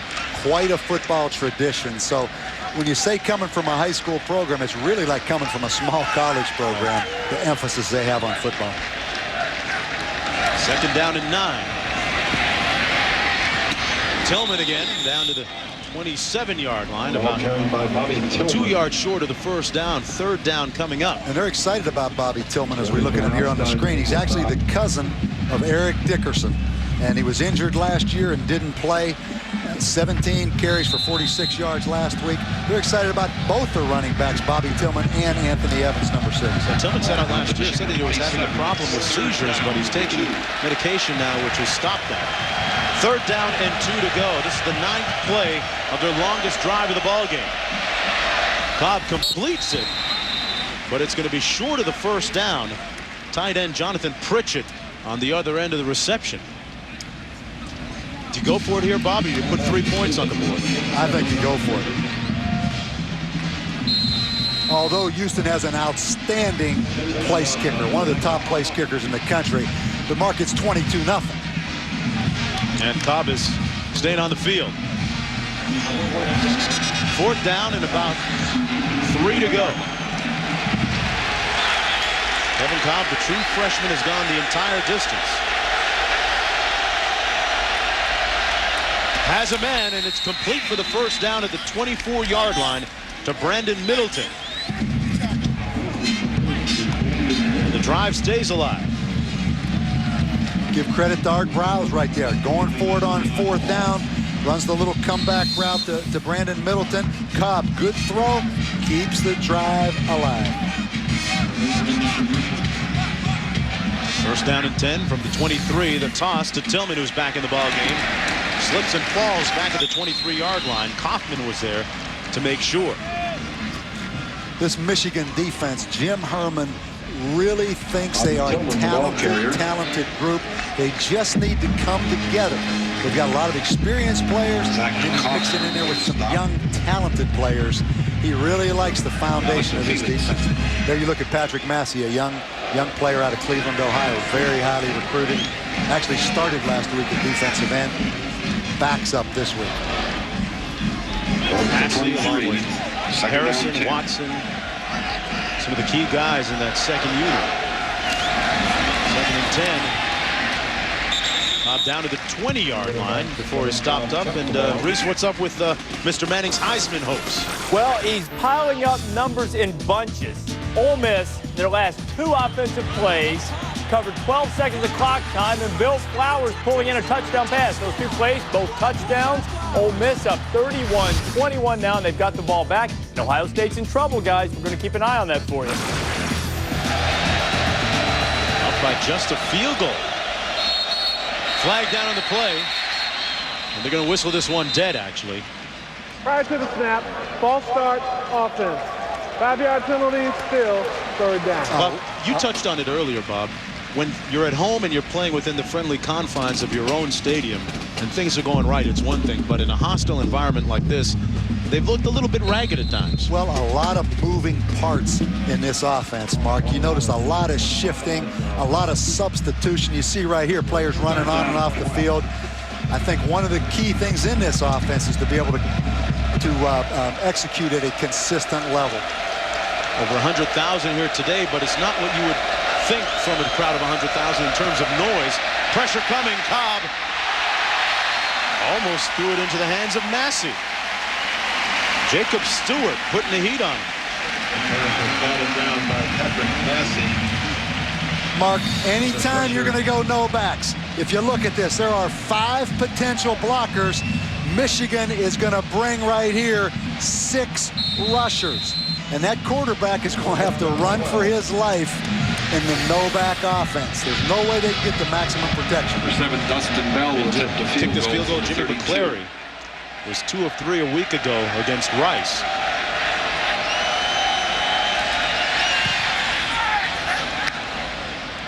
And he knocks this one through. So it took almost a half of a quarter for Art Browse's crew to get on the board. Coming up, we'll find out who's Holly's unsung hero is. Stick around.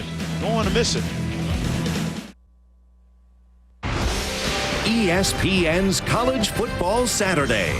Brought to you by Subaru. Driven by what's inside. And by Budweiser.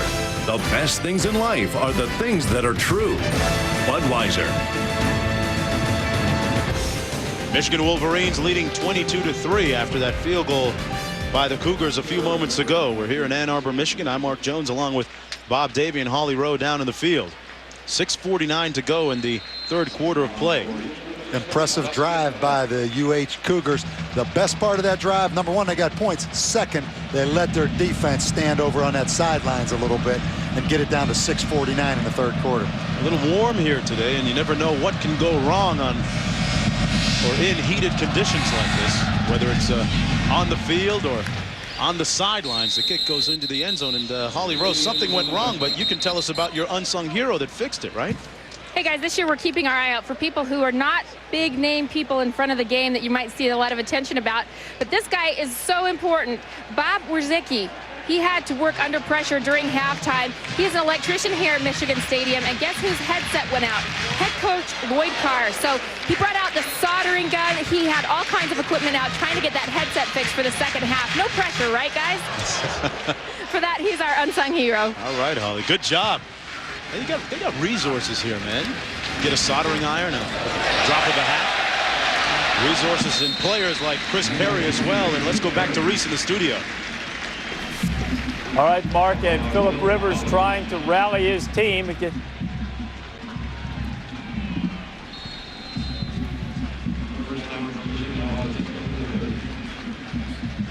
right, we're going to stay right here. Lloyd Carr, that headset working, and functioning.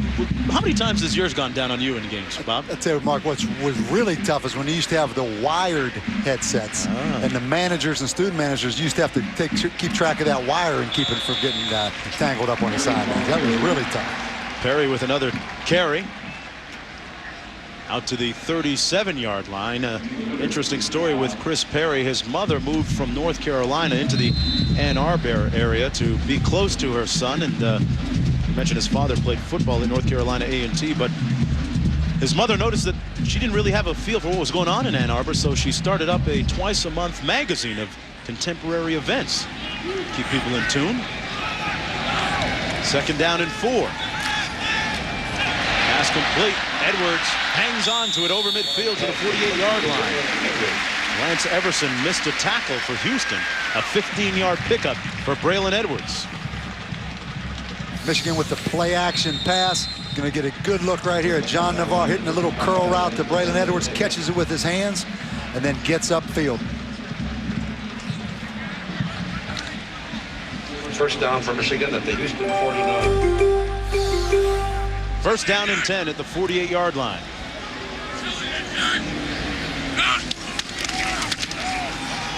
Perry bouncing outside, then cutting back in.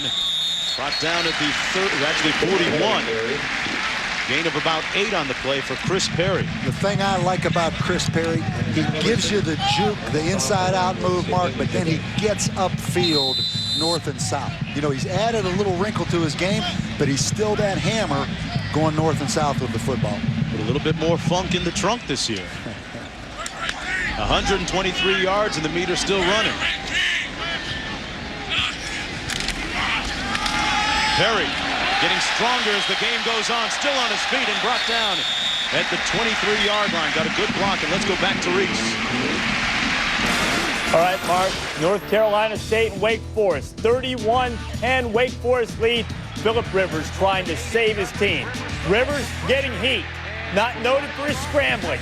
Now maybe he will be. Finds Tucker Jackson for the touchdown. It's a 14-point game. Still a lot of time to go in Winston-Salem.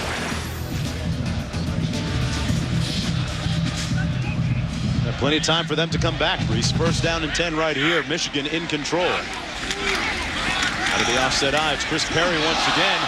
Looked like he fumbled it and got it back. Boy, when it's going well for you, Bob. Lost the handle and got it right back in his arms. It may be old-fashioned football, putting 2 backs in the backfield, but the advantage of having a big fullback like Kevin Dudley in the game is that you have a lead blocker. But there you see when it's going good, it's going good. That ball spiraled right up in the air for Chris Perry. But you see Kevin Dudley, the fullback, right here on the kick-out block on the outside linebacker. He's played an exceptional football game. And that fullback, he better know his rule because he's not going to carry it many times in modern day football. Got to give it to him a couple times. 2nd down and 4. Ball to the short side of the field, completes the pass to number 17, Tab.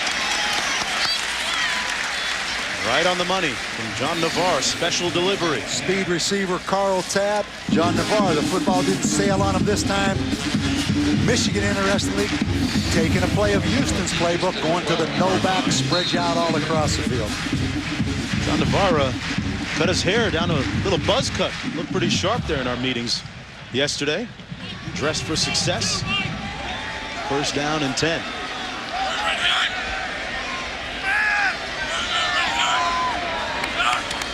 Sequoia in motion. They give it to Underwood. Underwood tripped up, falls forward to the 8-yard line. Underwood had 11 carries for a total of 64 yards rushing last week against Central Michigan. And we talked about fullback Kevin Dudley right here. He's really like a guard in the backfield. As you're going to see him lead through once again, low pad level, does a good job blocking Houston's linebacker, number 44, Lance Everson. 2nd down and 6. Edwards in the slot to the right. Now in motion. Or gives it to Perry. Got a great block. Touchdown, Chris Perry. His 2nd one of the day.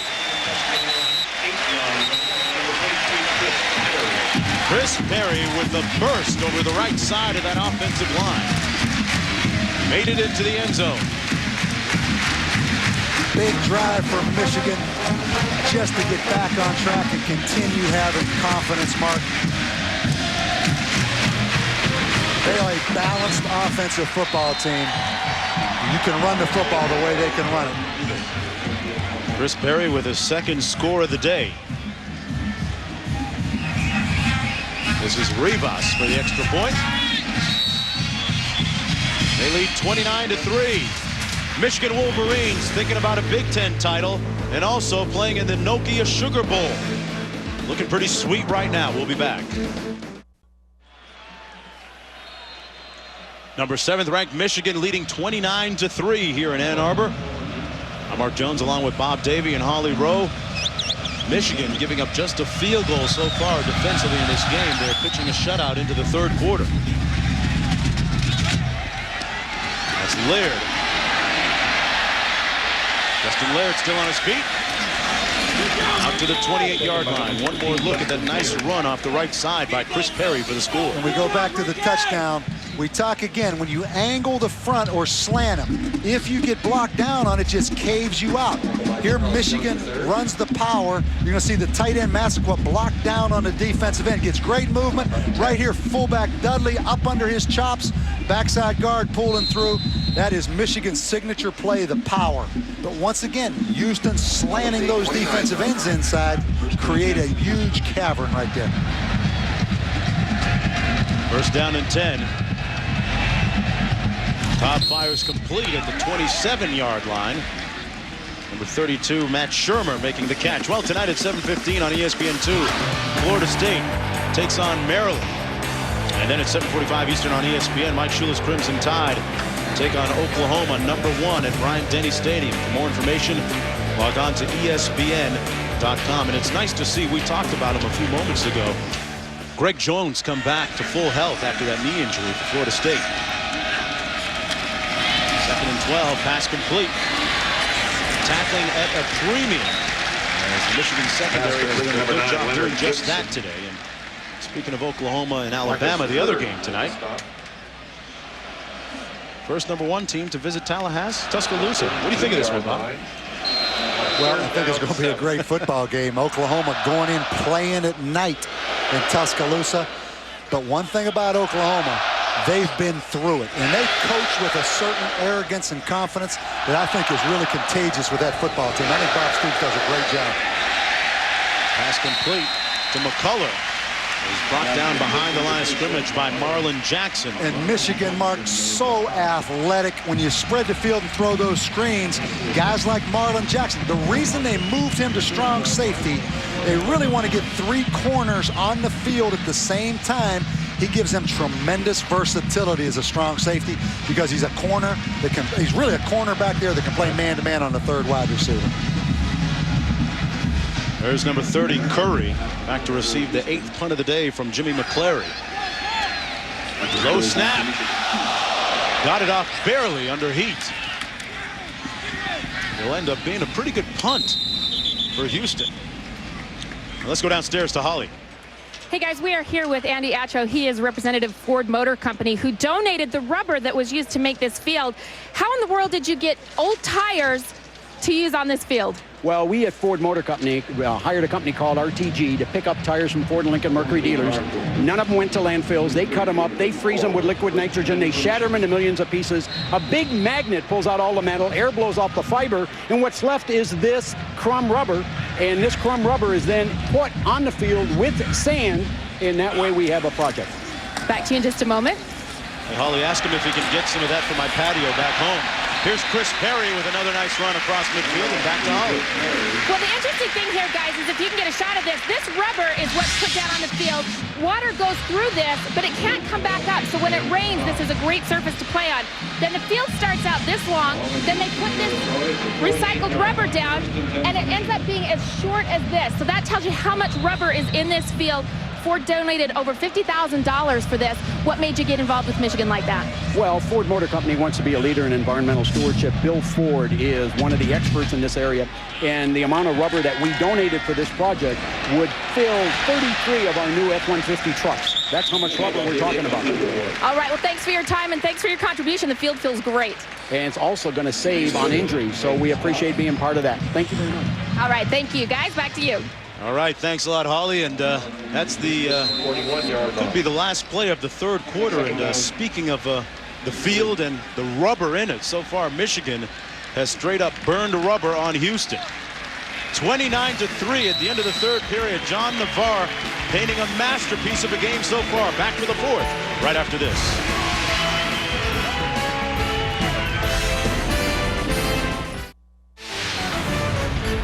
Back for the beginning of the fourth period of play here in Ann Arbor, Michigan. 29-3. Michigan with the lead, and this is Underwood, the understudy, looking like the leading man. First down, Michigan at the 21-yard line of Houston. You get great execution offensively when you run the same plays over and over and over. Here they come with the outside power play again. Matt Lentz, 67, coming around the horn, and David Underwood gets his chance to run through that cavern, Mark. A 21-yard pickup for Chris Perry's backup. Michigan really starting to separate themselves from Houston in every statistic. Edwards in motion. Edwards again. Staying on his feet, broke one tackle and is hauled down to the 12. Gotta be impressed with David Underwood. Gully finally making the tackle. They like David Underwood. David Underwood last year contemplated leaving and transferring. Lloyd Carr talked to his father after the season, and his father said he is at Michigan. He's committed to be at Michigan. Interesting, he committed to Michigan, Mark, without ever visiting the campus. He grew up 20 minutes away from Texas A&M, but he always dreamed of wearing that helmet and playing for the Wolverines. Perry back in the ballgame now for Underwood. Perry down to the 9-yard line. And let's go back to Reese. All right, Mark, Ohio State in a world of trouble. 13-10 game. Mike Nugent on to make it a 6-point lead, just a bit outside. The Aztecs hanging in.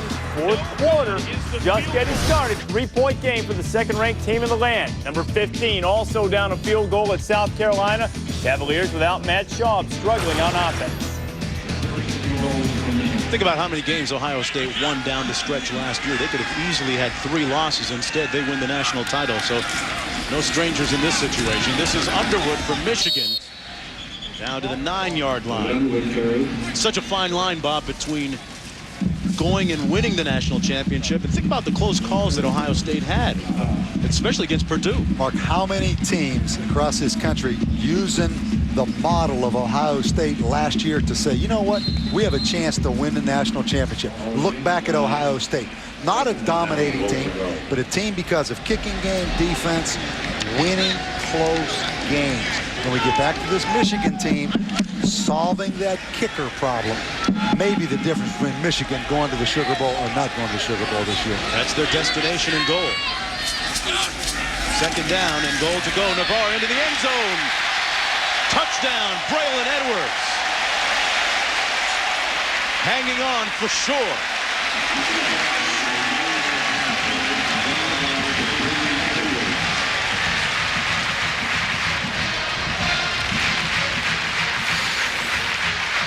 Houston lets Braylon Edwards inside. John Navarre throws it behind him a little bit, but excellent concentration right there by Braylon Edwards.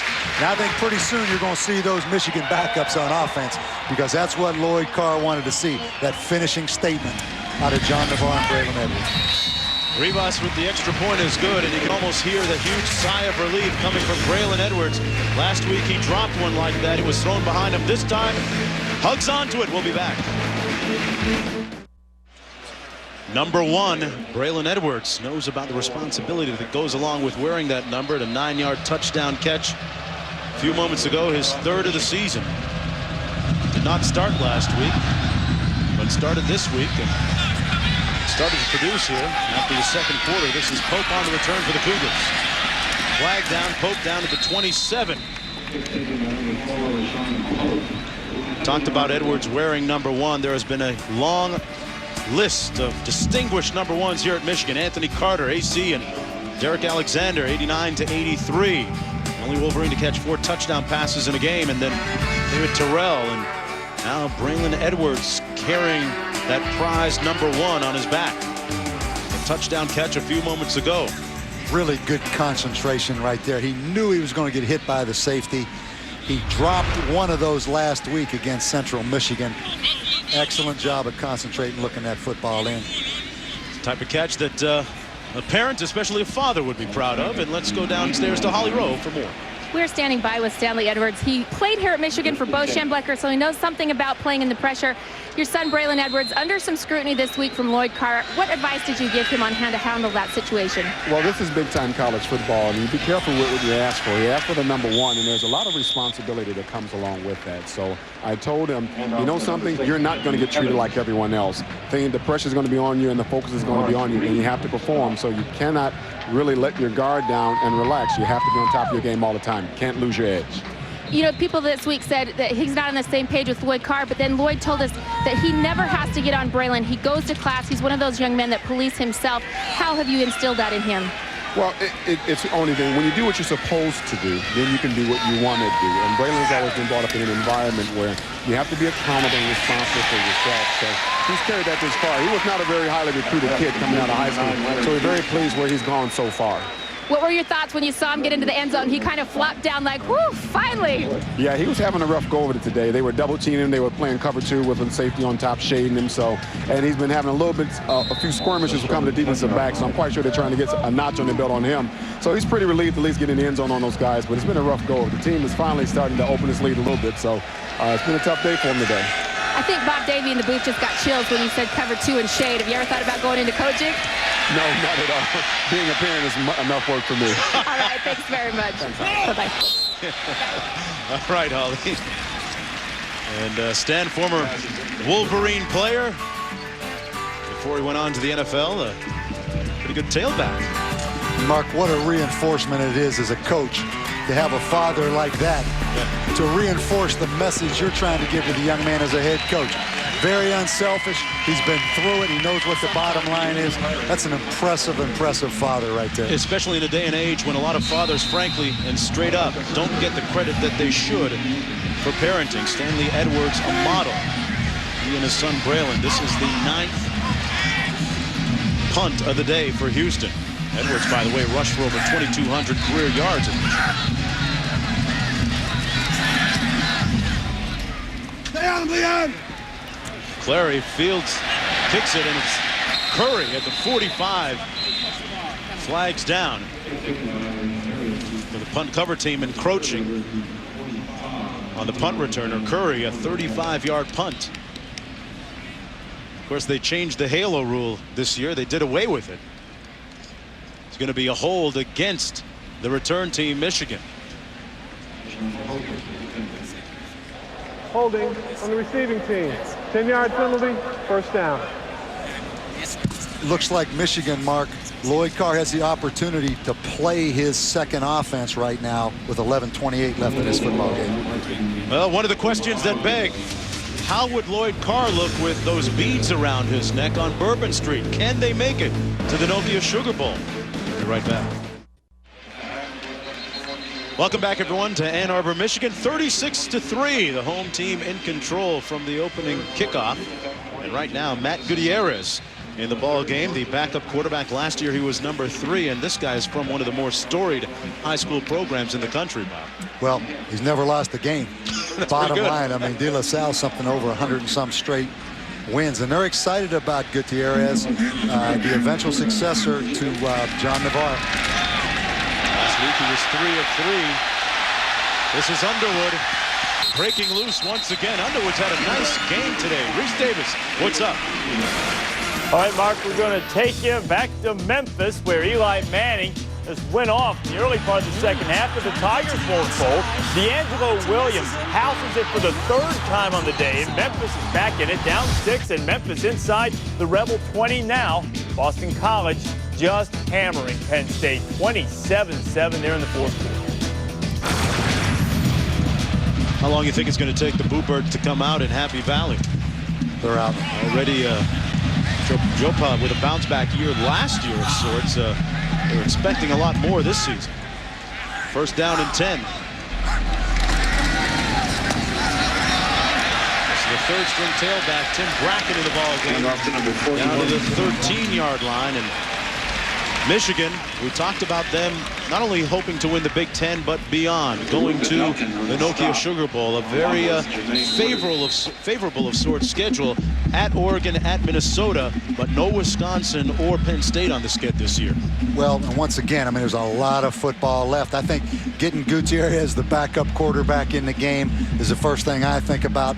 The kicking game, are they solid with the freshman field goal kicker? But you're right, they have a favorable schedule, and they are a talented football team with experience, Mark. So yeah, they get Ohio State at home as well.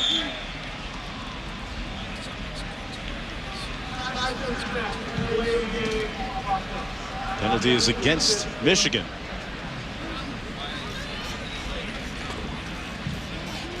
What you like about Michigan, experience on this football team, both sides of the ball. They're a balanced football team that can run and throw, and they're a talented football team. A lot of young, talented football players that have brought energy to this football team. The Steve Brestons, the Carl Tapps, the David Underwoods, who haven't played a lot. So I think they're the total package. Handoff this time. This is number 20, Rembert, in the ball game. And he may score. Rembert, touchdown, Wolverines.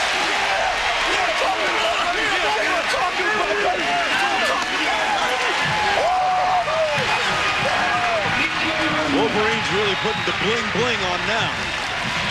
An 18-yard touchdown run by Pierre Rembert. And you love to see these young players, if you're Lloyd Carr, get rewarded, Mark, for all their investments, all their hard work and practice. And nothing is more positive going into the Notre Dame week than having a bunch of football players who played in the game the past Saturday and had some success. Rivas in for the extra point. And Michigan now leads 43-3. Rembert with his first career touchdown. We'll be back with more from Ann Arbor right after this.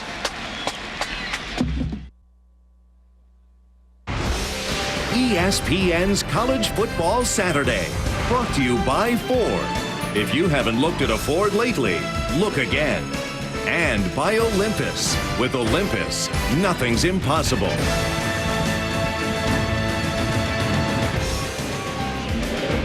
We are back in Ann Arbor, Michigan. The Wolverines, ranked number 7 in the country, in control, leading by 40 points. Rembert, after scoring the touchdown, back out on special teams. And one of the problems Houston has, in a long list of problems, it's not like they can just line up and run this football and get out of here and keep that clock going, Mark. This is Justin Laird with the return out to the 27-yard line. And Reese Davis, some people think Wake is fake. What do you think? They are for real, Mark. At least they are this afternoon against North Carolina State. Wake Forest going to Cornelius Byrd. This is a proverbial nail in the coffin. They've showed North Carolina State everything offensively. Another nice running touchdown right up the middle. 38-17 late there. South Carolina and Virginia. Nice blocking at the point of attack, and South Carolina's done it on defense, and now they're doing it with a rushing game on the offensive side of the ball. 17-7, guys. This is Evans on the carry. Bob, you worked with Lou Holtz. Now it's South Carolina. You guys work together at Notre Dame. If there's anyone that can motivate a team and get them ready for a ranked opponent, it's certainly him, huh? Well, and I think it also shows you, we talked about Gutierrez in at quarterback for Michigan. The backup quarterback becomes so important. Virginia, high expectations, loses their senior quarterback. There's such a drop-off between that starter and backup in a lot of programs, Mark. And but you're right, Lou's a great football coach. In fact, he's coaching the defense this year for South Carolina. Second down and 8. Cobb sacked once again back at the 17-yard line.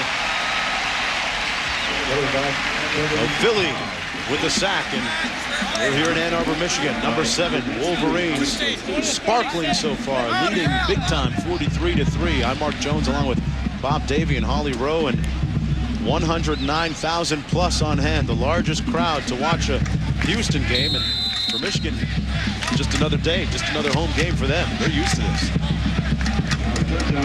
3rd down and 19 for the Cougars. That was the 6th sack of the afternoon for the Michigan defense. And so you think that they would be considered highly for the MVP award. Pass incomplete off the hands of Vincent Marshall. Don't forget, coming up next, College Game Day scoreboard presented by Acura. Mark, really difficult if you're Houston. First of all, you have to find out something you can do as this season goes on. But it's tough to play defense for an offense that just throws the football down after down without any semblance of a rushing game. Got to be in shape because he could be on the field a long time, like the defense has been today. The 10th punt of the afternoon for McClary. Paul back at the 39 for Michigan. Chopped down immediately. Well, big time in the prime time tonight on ESPN and ESPN2.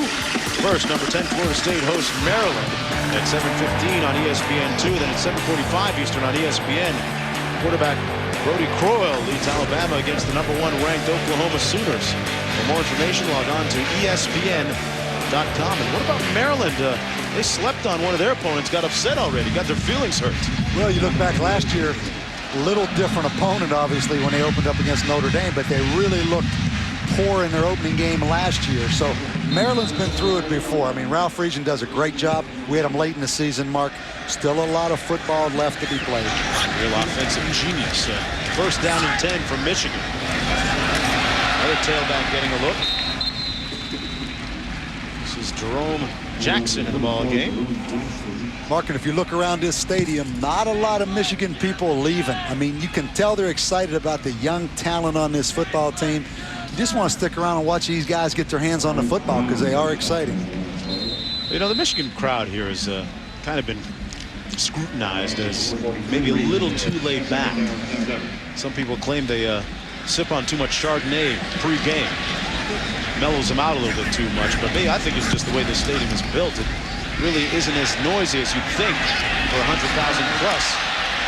Good hands that time by the 3rd string tight end making the catch out of bounds. That's number 89, Tyler Ecker. You hear that about Michigan's crowd, but and you're right. I mean, it's not like going into Baton Rouge and Tiger Stadium, or maybe going into Knoxville and Neyland Stadium with that fiery atmosphere. But 175 games of 100,000 and more. Give them a little bit of credit there. I mean, that's a pretty good group of wine sippers showing up every week. They show up. 1st down and 10. Right up the middle again. Number 24, Jackson on the loose. Jerome Jackson. Finally hauled down at the 8-yard line. The Michigan running game continues to chew up real estate. A 41-yard gain by Jackson. And you see the young tailback Jerome Jackson once again on the ISO. Hits it right up the gut. I mean, Mark, that's a gaping hole. If you're Houston's defense, you never practice against the run. You never practice against the I formation because your offense is spread out all over the field. Difficult to line up and stop the run when you can't practice against it in practice, Mark. What about Jerome Jackson, Bob, showing a little bit of shake? 1st down and goal. This is Rembert. And Rembert is brought down at the line of scrimmage. So we've seen Perry have a very prolific day. David Underwood, very good as well. Rembert and now Jackson carrying the ball. 4 different tailbacks have run the ball. Perry for 184. Underwood right there on your screen, 11 rushes, a total of 108 yards and a touchdown. Now, Bob, that's the picture of depth. That's what they need. And when you get it, you better do something with it.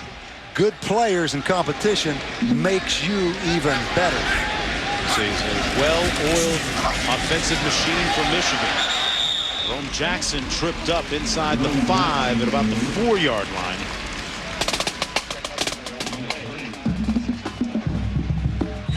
Another fullback in the game, 35, Brian Thompson, taking over where Kevin Dudley, 32, has let off. Just like another guard in the backfield. Here you see him line up with a tight end, second tight end in the backfield, number 82.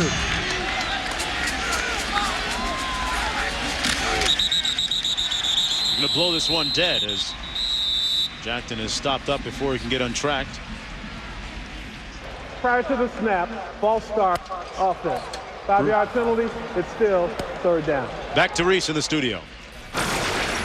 All right, guys, it is 16-13. Ohio State's lead over San Diego State is just 3 as we kick inside 7 minutes to go in this game. San Diego State is dominating up front on defense, been terrific on third down defense. Ohio State is 0 for 12. They've been doing a wonderful job of execution on both sides of the ball. Tom Kraft's bunch is giving it to Ohio State right now. College Game Day scoreboard immediately after Michigan-Houston. We'll let you know what and how it happened.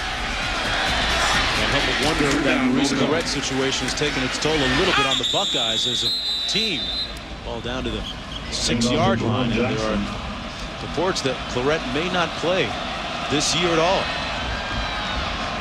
Lance Everson led the defenders. And in programs like Ohio State, like Michigan, there's always another guy, Bob Davie, in the waiting.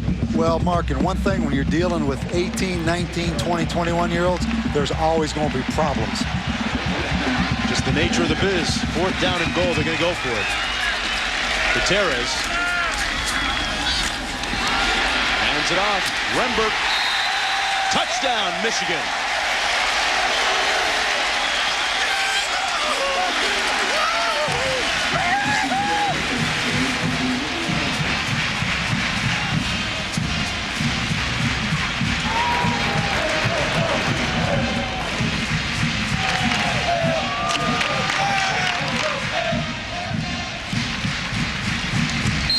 Three different tailbacks have scored touchdowns this afternoon for the Wolverines. Perry, Underwood, and now Rembert joins the club. Ribas in for the extra point. It's 50-3. They have been the picture, the paragon of perfection this afternoon. You can color this day all maize and blue.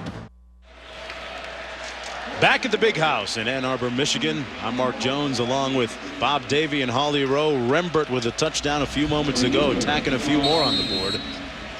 Michigan Wolverines next week will take on Notre Dame here.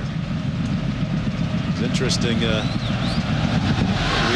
found when we were downtown in Ann Arbor last night for dinner. I'll tell you about that in just a bit. This is Pope on the return for the Cougars. Pope tackled out at the 23-yard line. Let's go to Reese in the studio.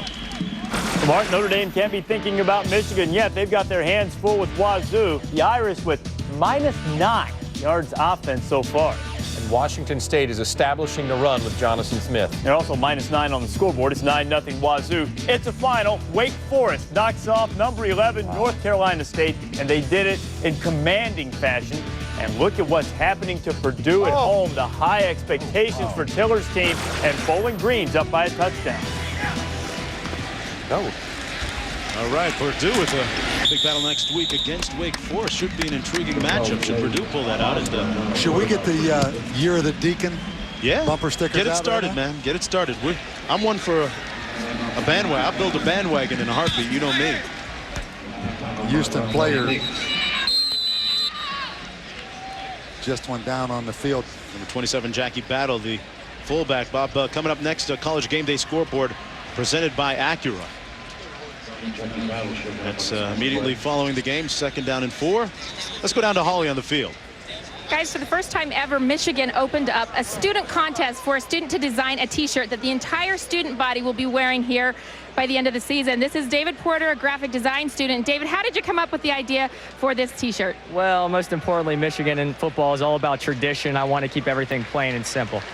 So you came up with this beautiful takeoff of the winged helmet look. They even used it for the media guide cover. You can see all of the students in the crowd here with it. What was your reaction when you were told you were the winning student? Oh, I was thrilled. I got to go down on the field. I got to hold the banner. I mean, I love it. It's a dream come true. All right, well, you're now a design major. Any other fashions coming up? We'll see what I can do. Yeah. All right, guys. They are going to add some T-shirts down the stretch. Everybody's encouraged to buy them, and then they are going to open this up every year from now on, guys, so it will become a new tradition for the students. All right, Holly, can only hope that the T-shirt got him at least a B+, Bob, for his class. Tell you what, you find out at places like Michigan, football is so important to so many people.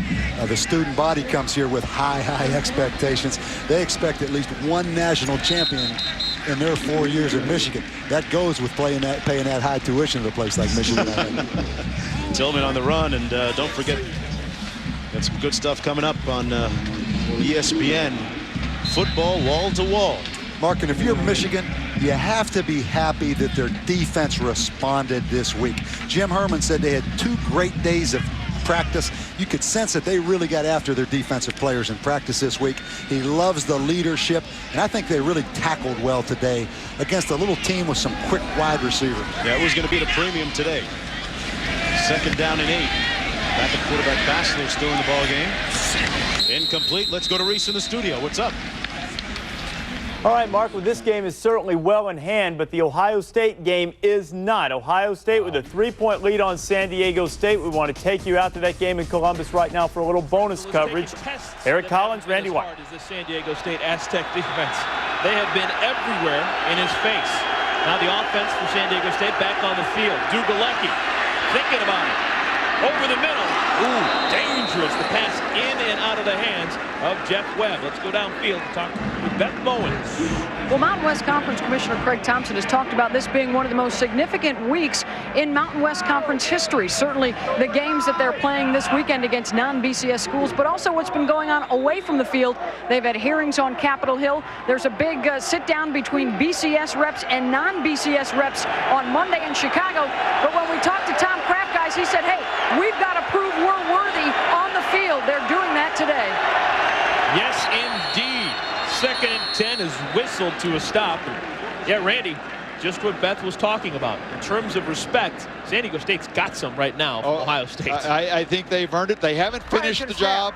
False start. Offense. 5-yard penalty for the previous spot. Still 2nd down. They know they've got a golden opportunity here to not just get up to the door and not cross over. They need to open that door and cross through it. And they've got an excellent opportunity here to put a finishing touch on that. Take a look at our game recap, and that 100-yard interception return for a touchdown by Will Allen is massive right now. It's the only touchdown scored by Ohio State. Craig Krenzel's just had a disastrous afternoon. He's completed just 4 passes, 2 in the first half, 2 in the second half. That's barely getting it done. 2nd and 15. Dugalecki. Oh, man, you can't have that happen in and out of the arms of Ramal Porter, the freshman. Maybe the importance of this game is starting to get to him. Well, you got to make plays, and sometimes it's harder for young players, more so than experienced players, and this whole receiving corps is inexperienced for San Diego State, and you just got to make those plays. 2 passes in this drive, both of them have been dropped. Dugalecki, what do you have? 3rd and 15. You got to expect pressure from Ohio State, so you got to be thinking something underneath and let your receiver run with it. Need to get to the 46-yard line. Dugalecki over the middle, has a man caught, still on his feet, moving it. Devin Pitts across midfield. A huge 3rd down conversion. 2nd down and 6. What do we got, a 3-way update going up there now? Look at this. They just keep coming at the 3. Well, this might be a little bit payback for all those days when John Jenkins was running up the score at the University of Houston against his weaker opponents. And Mark, I know you speak for me. I'd really like to congratulate Jamie Burke on her wedding. Now it's Jamie Burke, Dean. She hasn't hyphenated that, has it? Well, not yet. It's just yet. Jamie Dean, isn't it? Dean of the truck, Lord of the truck. It's just Jamie Dean. Not Jimmy Dean. No relation.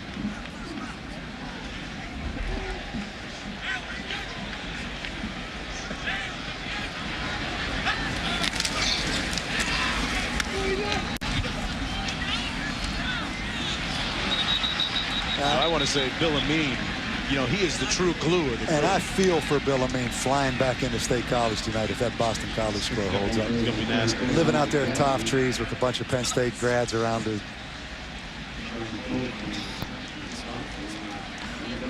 Approaching 1 minute to go. Mark, where do you head from here? I get it out to wonderful Los Angeles. WNBA action on ESPN 2. It's that time of year, and they crown a champion. Women's basketball. Second and 9.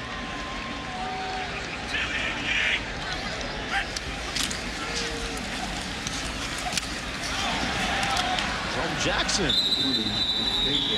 A little giddy up in his gallop. Handoff to Ron Jackson.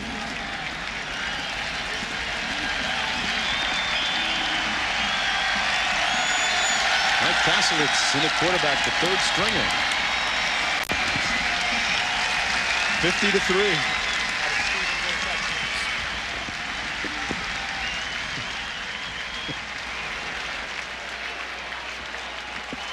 As the Michigan Wolverines will improve to 2-0 on the season, in virtue of a thorough beating of Houston. The final score, 50-3. Lloyd Carr's team next week will take on Notre Dame. Coming up next, get all the scores and highlights. College Game Day scoreboard presented by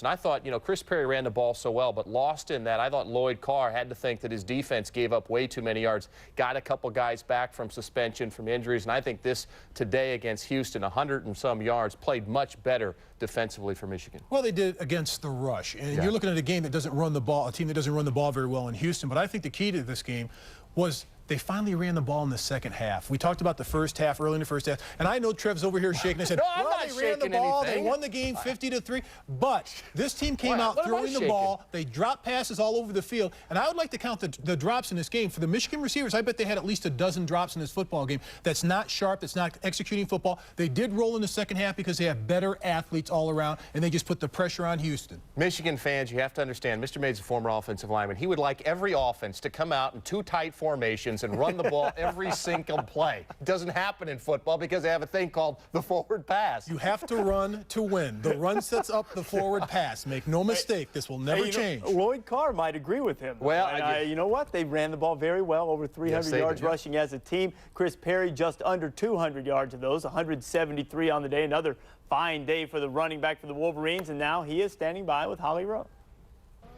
We're here with our Olympus player of the game, Chris Perry. And Chris, 232 yards last week, another strong performance. How are you getting it done?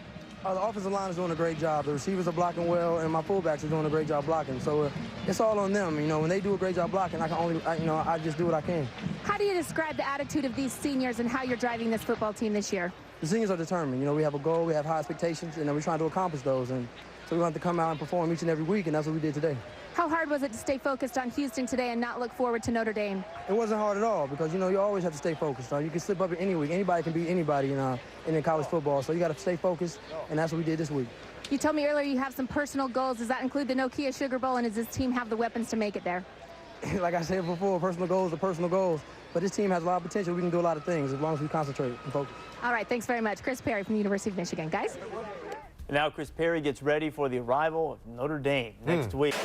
On to Ann Arbor, Houston, and number 7 Michigan. First quarter, first and goal. Give it to Chris Perry.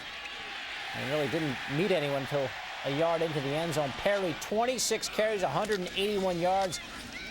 The maize and blue running at will. This is David Underwood, 10 carries, 107 yards. So the Wolverines had 200-yard rushers and rolled it up on Houston, 50-3.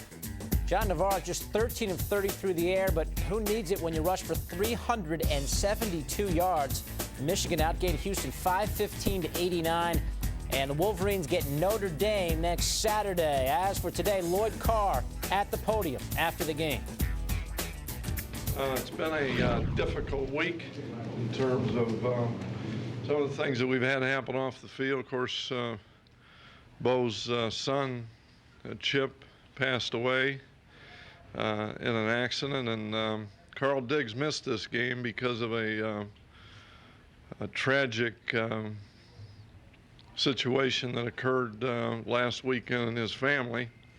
And then we had some freak injuries last week in practice. Jermaine Gonzalez, in just a simple cone drill where you work on your footwork, slipped and put his hand down to catch himself and broke the hand. And I don't know how Pierre Woods played. He caught his finger in a helmet, between the helmet, I think, and a face mask, and nail was ripped right off on Wednesday. I couldn't believe that they had to sew the finger together and then sew the nail back on top. And but he was insistent on playing, and then Jason Avant Wednesday was all by himself and had a pass thrown to him, and he left his foot and left his feet to catch the ball and came down and with the ball between the ball and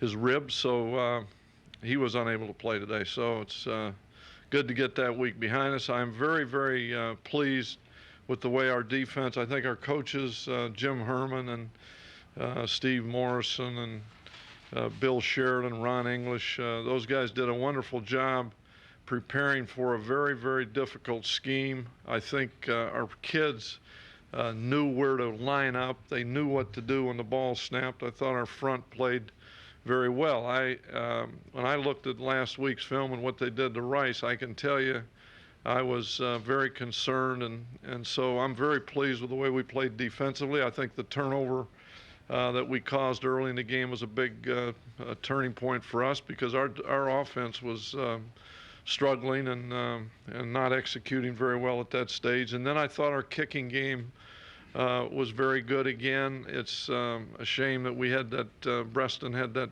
return for a touchdown call back. There was a penalty there, and so with the exception of that penalty, I'm very pleased. I think offensively, I'm very happy with the way we ran the football, the way our backs ran. But I think the key was that up front. And if you watch this game, you'll see that Kevin Dudley, our fullback, really was outstanding. If you're going to run the football off tackle, you have to have a lead blocker who will block the linebacker and get some movement, and that creates the holes, the isolation, draw plays. I think Dudley was outstanding in there. When I saw him, Brian Thompson played some in there, and as did Andy Menery. So I think there's a lot of good things, again, to take out of this game. I think we did make some improvement, but I'm not very pleased with our passing game. We did not seem to be in sync. I don't know that we protected particularly well. I think we dropped some passes again, and I think we had some passes that were not on target. So I think the running backs, myself included, were a little bit more patient. Last week we kind of hopped outside a little too early, and we did that at the beginning of the game, but then came in and slowed down a little bit, and it was a little bit more patient and let the holes develop. The guys up front are doing a great job. You know, like I said, from the tight end to the tackle, they're doing a great job. Every time that we snap the ball, they're making big holes for all the running backs, and that's what they're expected to do. And they're trying to live up to all the expectations, just like the team.